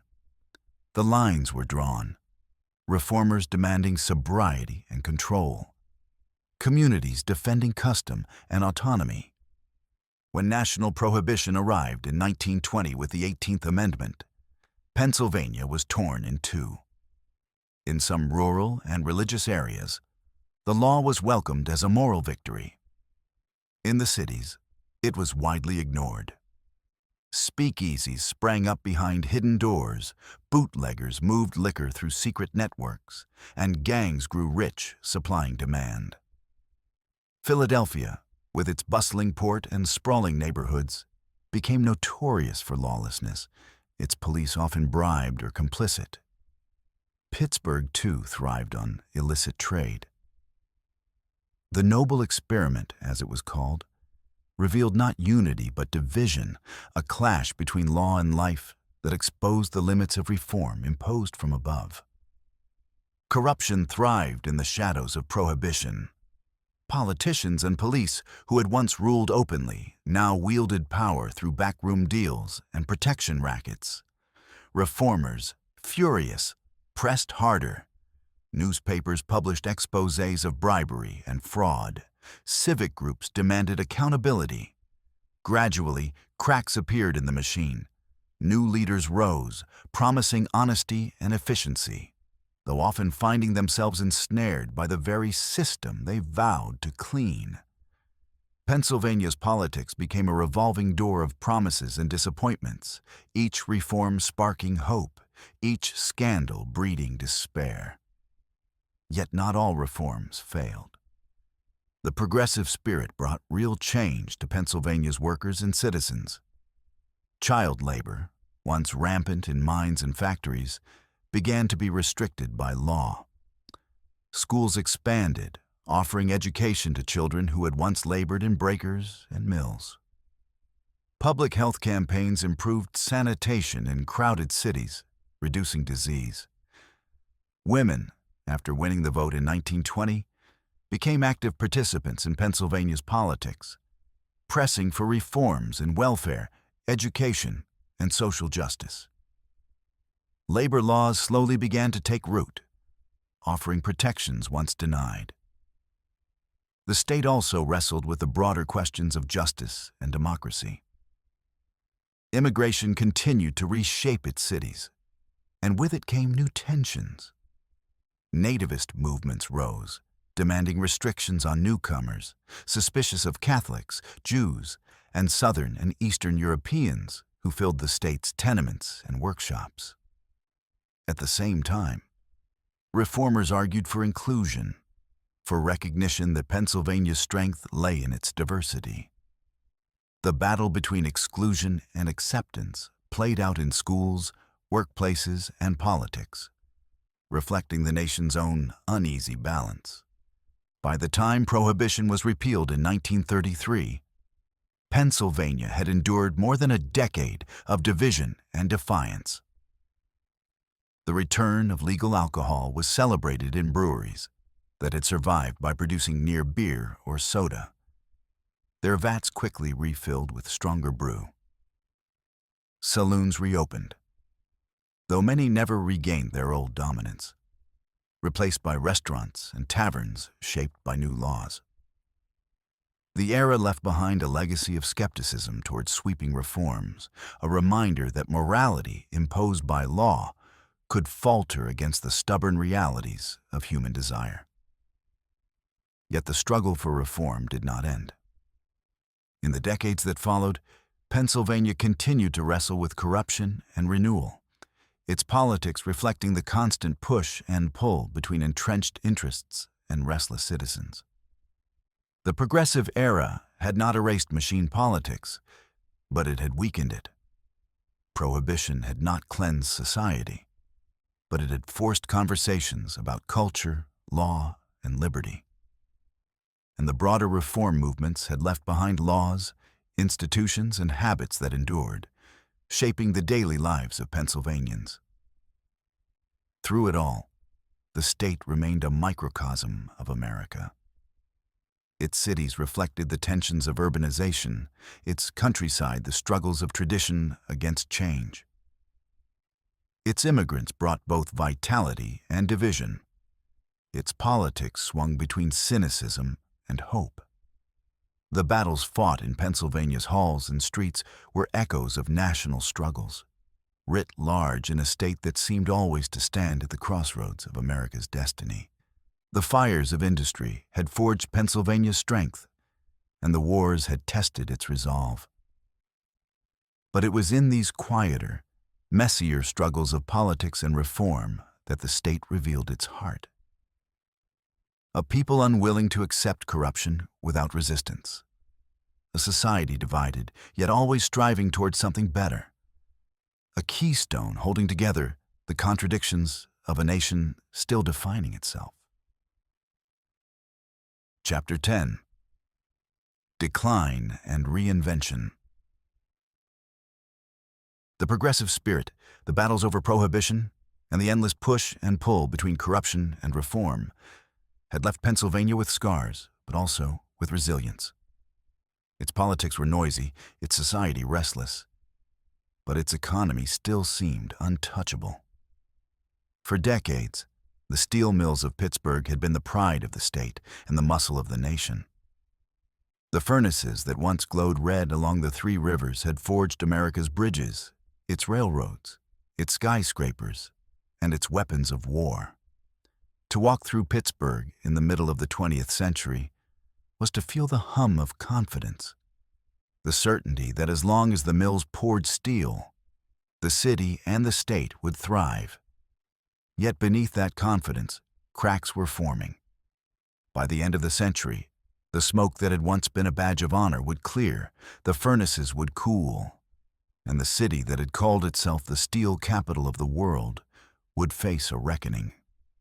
The decline did not come all at once.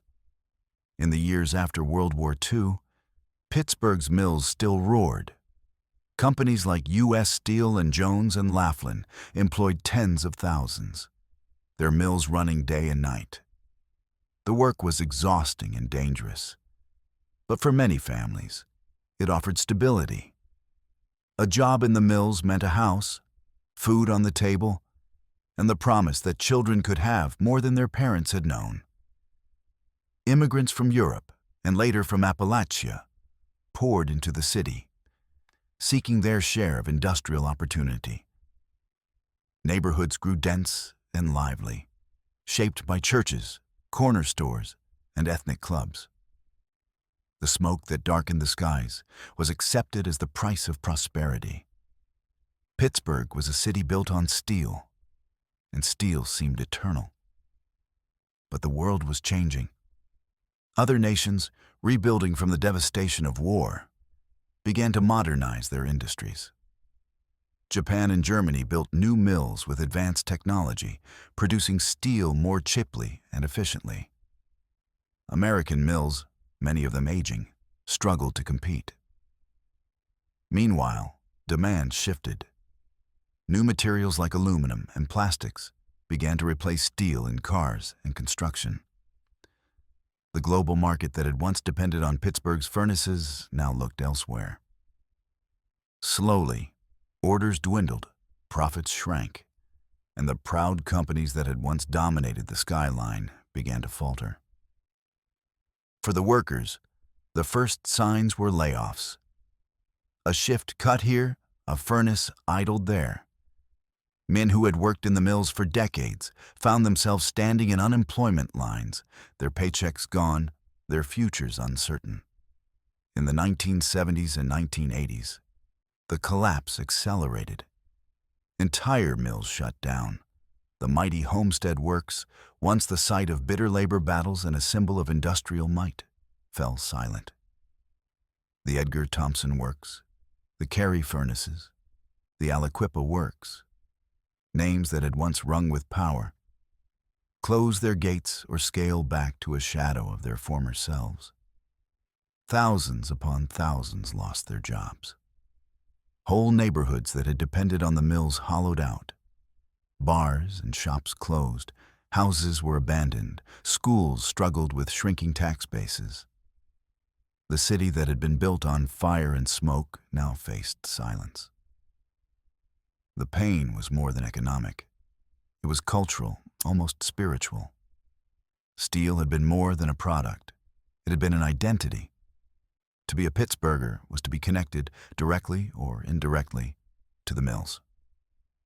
Generations had labored in the furnaces, their sweat and sacrifice woven into the city's pride. Now, that identity seemed ripped away. Families who had expected their sons to follow fathers into the mills found those doors closed.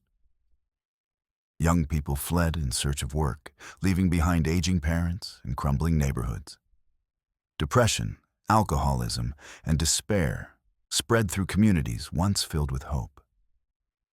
Unemployment soared. In some towns, nearly a third of the population was out of work.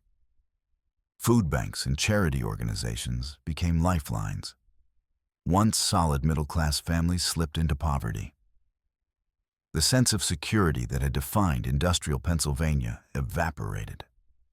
Politicians promised recovery, but solutions were slow and uncertain. For many, it felt as though the world had moved on and left them behind. The collapse of steel was not just the loss of jobs, it was the unraveling of a way of life. And yet, even in the midst of decline, seeds of reinvention began to sprout. Pittsburgh, long known as a smoky industrial town, had already begun experimenting with change. Efforts at urban renewal, known as the Renaissance, had cleared some of the worst slums, cleaned the air, and sought to diversify the economy. As the mills closed, these efforts took on new urgency. Leaders turned toward education, healthcare, and technology as possible saviors. The universities, Carnegie Mellon, the University of Pittsburgh, Duquesne, grew in stature, attracting students and researchers. Hospitals expanded, offering both employment and innovation. Slowly, a new image began to form. Not Pittsburgh, the Steel City, but Pittsburgh, the city of medicine, robotics, and learning. The transition was not smooth. For those who had lost jobs, retraining was difficult, opportunities scarce, and the promise of high-tech futures felt remote. Neighborhoods still bore the scars of economic collapse. Abandoned mills became hulking reminders of what had been lost. In towns outside Pittsburgh, where dependence on steel had been even greater, recovery lagged.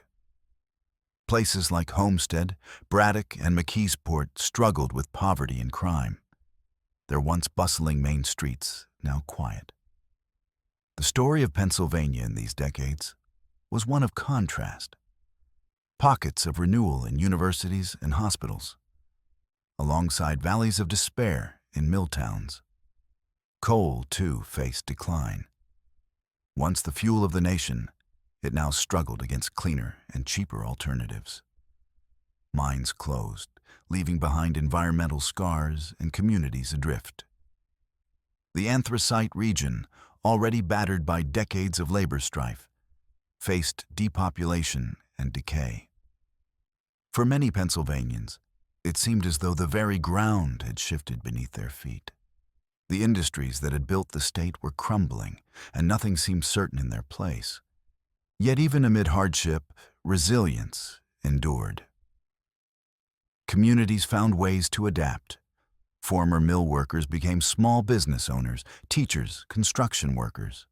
Some mills were repurposed as cultural centers, museums, or office parks, symbols of both remembrance and renewal. Artists and historians sought to preserve the legacy of steel, capturing its memory in photographs, songs, and exhibits.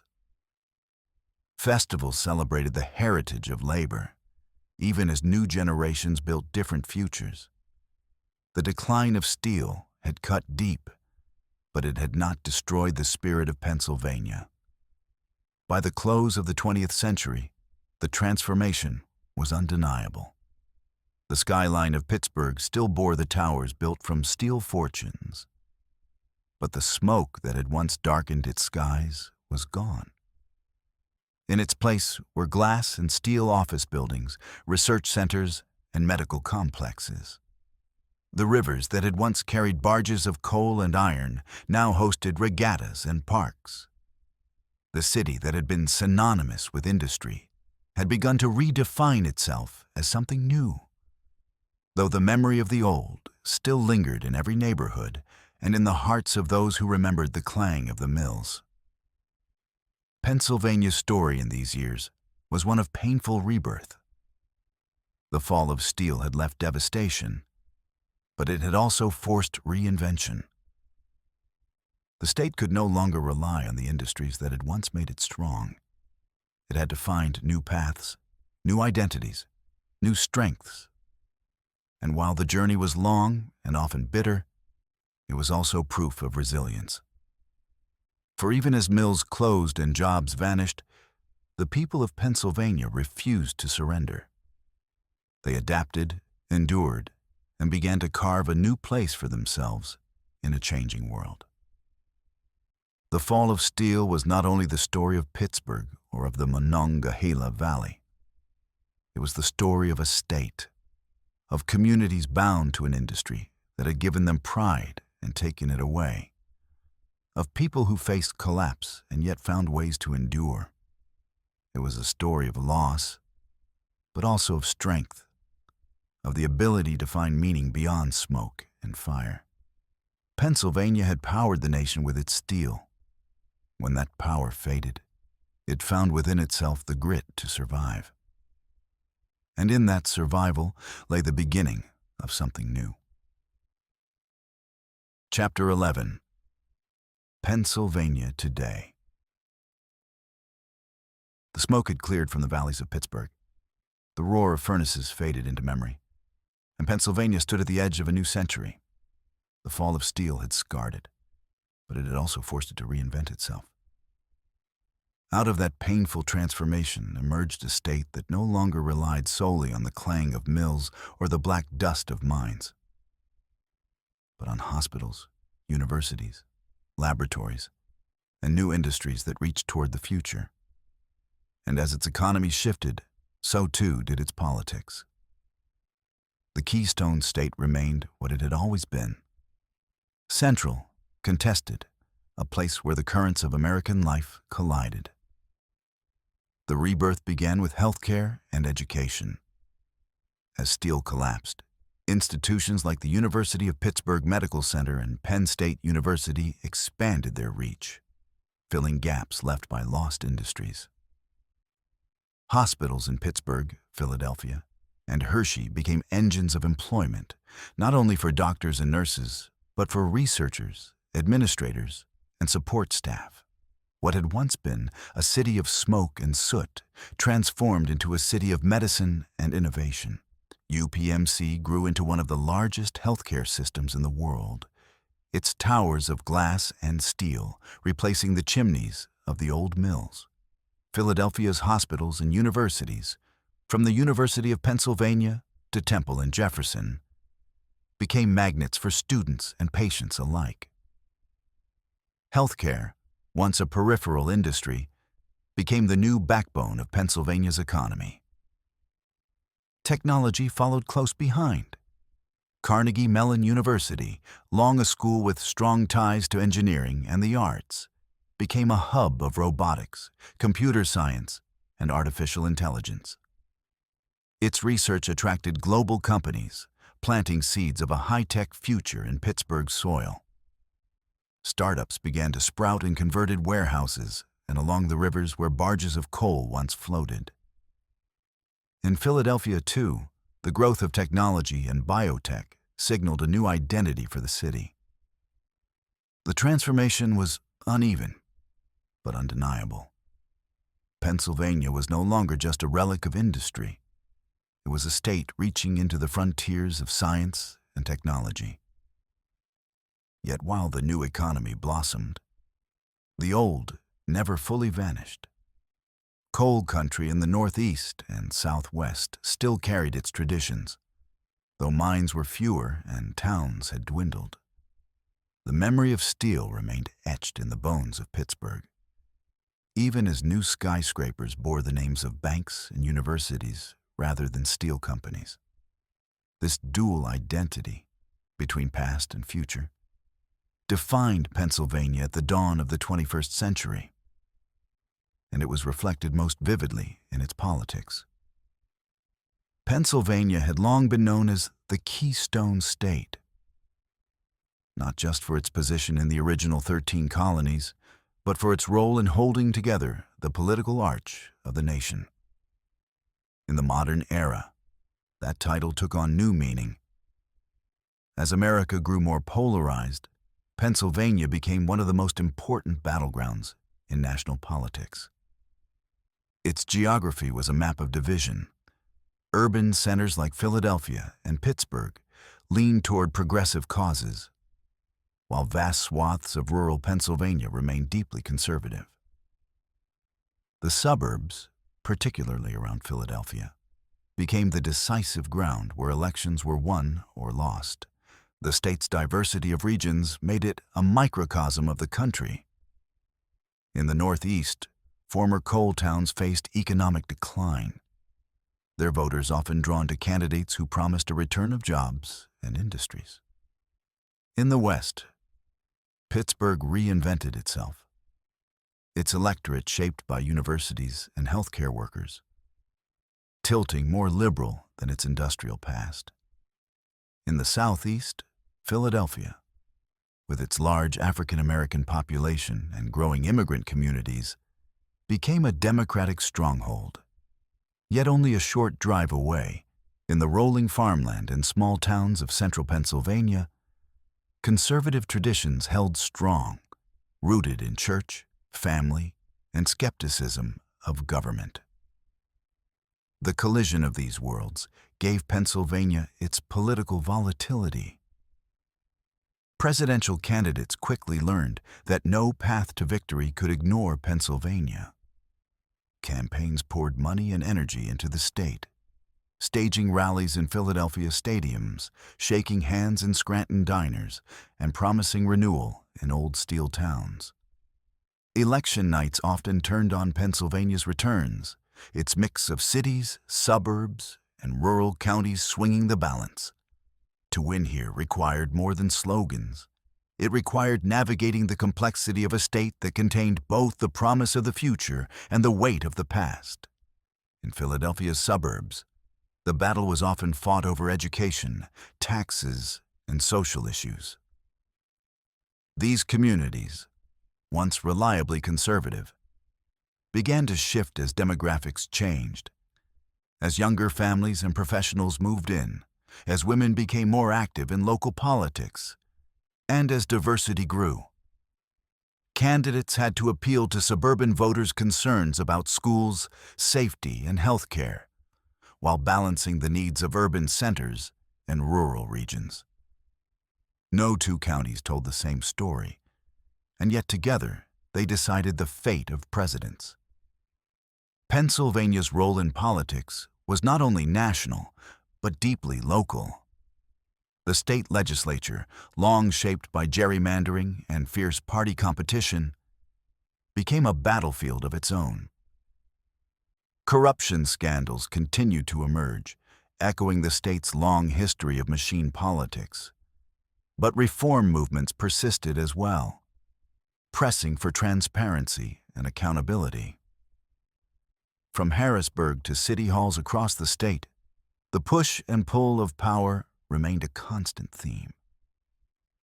The struggles of the past, labor battles, reform movements, cultural clashes, echoed in modern form. Debates over the environment reflected the tension between coal country's traditions and the demand for cleaner energy. Arguments over healthcare funding carried special weight in a state where hospitals and universities were now economic pillars. Immigration continued to shape communities, with Philadelphia welcoming new arrivals while rural areas wrestled with change. Pennsylvania, as ever, was both divided and united, a state that embodied the contradictions of America itself. The cultural identity of Pennsylvania reflected these tensions. In Philadelphia, murals celebrated diversity and resilience, while in small towns, parades honored veterans and local heroes. Sports teams, whether the Eagles and Phillies in the East or the Steelers and Penguins in the West, offered rare moments of unity, binding together communities across political and cultural divides.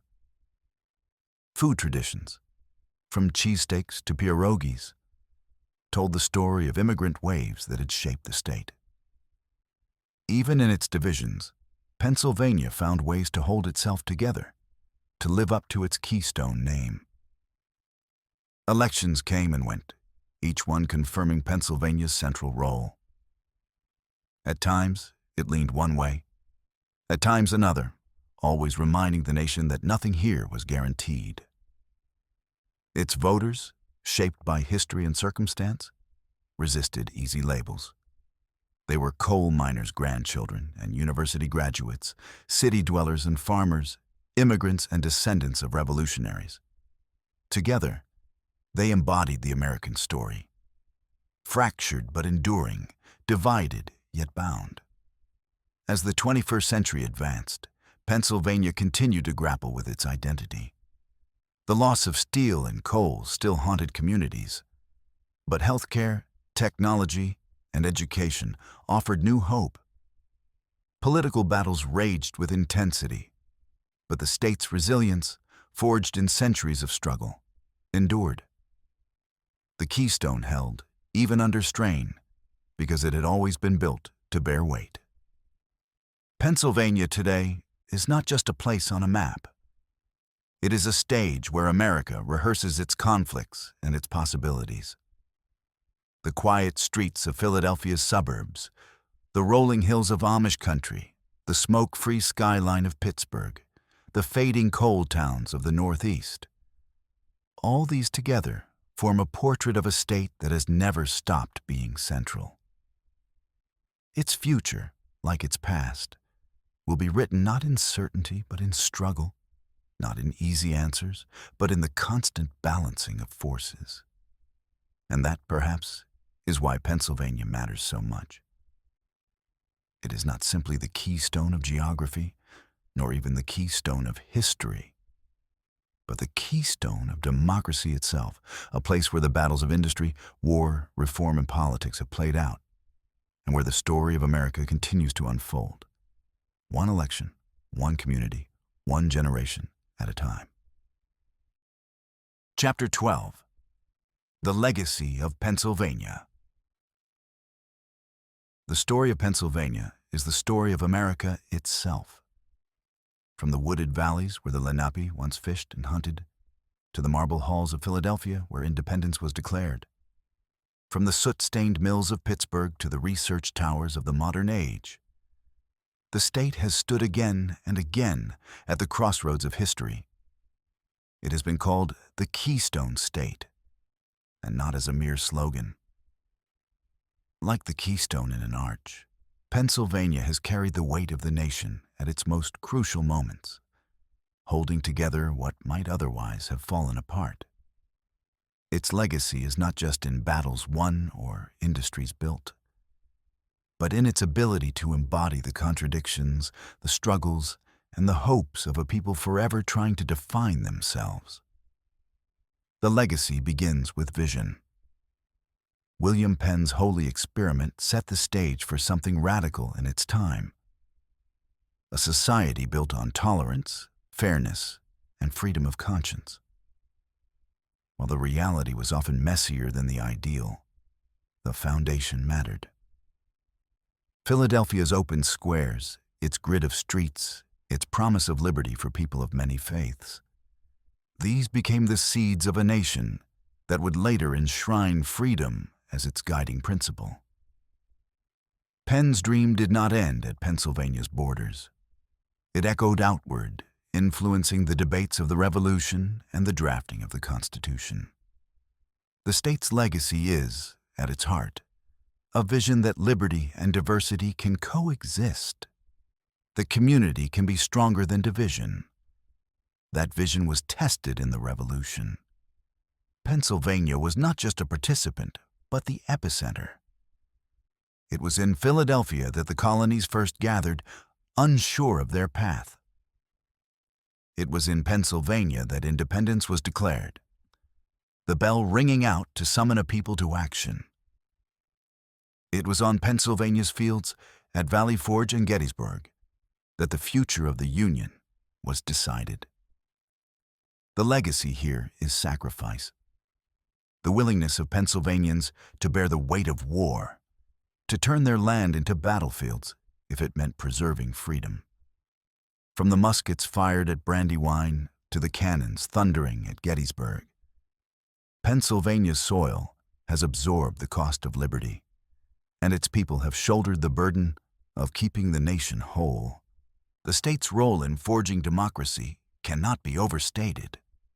The Constitution, born in Philadelphia's State House, was not just a document for Pennsylvania, but for the world.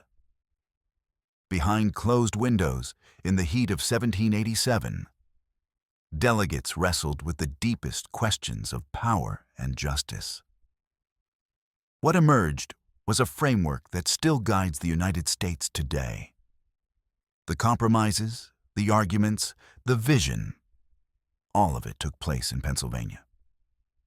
A reminder that the keystone of democracy is not certainty, but debate. Not uniformity, but balance. The legacy of Pennsylvania here is permanence. The creation of structures strong enough to endure centuries of change. Industry gave the state another legacy, one measured not in parchment, but in steel and sweat. The anthracite coal of the Northeast, the steel of Pittsburgh, the iron rails of the Pennsylvania Railroad. These powered a nation into modernity. America's cities were built on Pennsylvania's foundations. Its wars were fought with Pennsylvania's weapons. Its bridges and skyscrapers rose from Pennsylvania's steel. The state's workers, many of them immigrants, turned hardship into progress, making Pennsylvania the workshop of the Republic. That legacy is one of creation, of fueling not just a state's economy, but an entire nation's rise to power. But creation was never without struggle. The story of Pennsylvania is also a story of defiance, of ordinary people refusing to be crushed beneath the weight of industry. The Molly Maguires in the coal towns, the steel strikers at Homestead, the unionists who demanded safer conditions and fair pay, all carved their names into history through courage and sacrifice. They were not always victorious, and often they paid with their lives. But they left behind a legacy of rights won and justice pursued. Their voices became part of the larger chorus of America's labor movement, proving that democracy is not only fought for on battlefields, but also in mines and factories.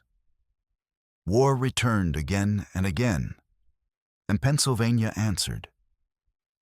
The state's legacy in America's wars is not only the bloodshed at Gettysburg, but the steel poured for ships in Bethlehem, the uniforms sewn in Philadelphia, the rail lines that carried armies from east to west. In both world wars, Pennsylvania was the arsenal of democracy, producing the weapons and supplies that made victory possible. Its sons fought on distant shores, its families endured rationing and loss, and its factories roared with urgency. The legacy here is resilience, the ability of a state to give everything it has when the nation calls, to endure the burden of global conflict and emerge stronger. Decline, too, became part of Pennsylvania's legacy. When the steel mills fell silent in the late 20th century, it seemed as though the heart of the state had been ripped out. Entire communities faced despair, unemployment soared, and identities rooted in industry dissolved. Yet even in this collapse, Pennsylvania revealed another side of its character: reinvention. The hospitals, universities, and research centers that rose from the ashes of the mills testified to the state's ability to adapt. Its legacy here is survival, the grit to endure loss and still move forward, to turn failure into transformation. And today, Pennsylvania's legacy continues in its politics. More than almost any other state, it remains a battleground, a place where America's divisions are laid bare. In Philadelphia's bustling neighborhoods, in Pittsburgh's reinvented skyline, in the coal towns and farmland of the interior, the state reflects the entire spectrum of American life. Elections are fought and decided here, not because Pennsylvania is easy to predict, but because it is not. It is the keystone in the arch of democracy, the state that both parties must court, the place where urban progressivism and rural conservatism collide, where the future of the nation is often glimpsed in the counting of ballots.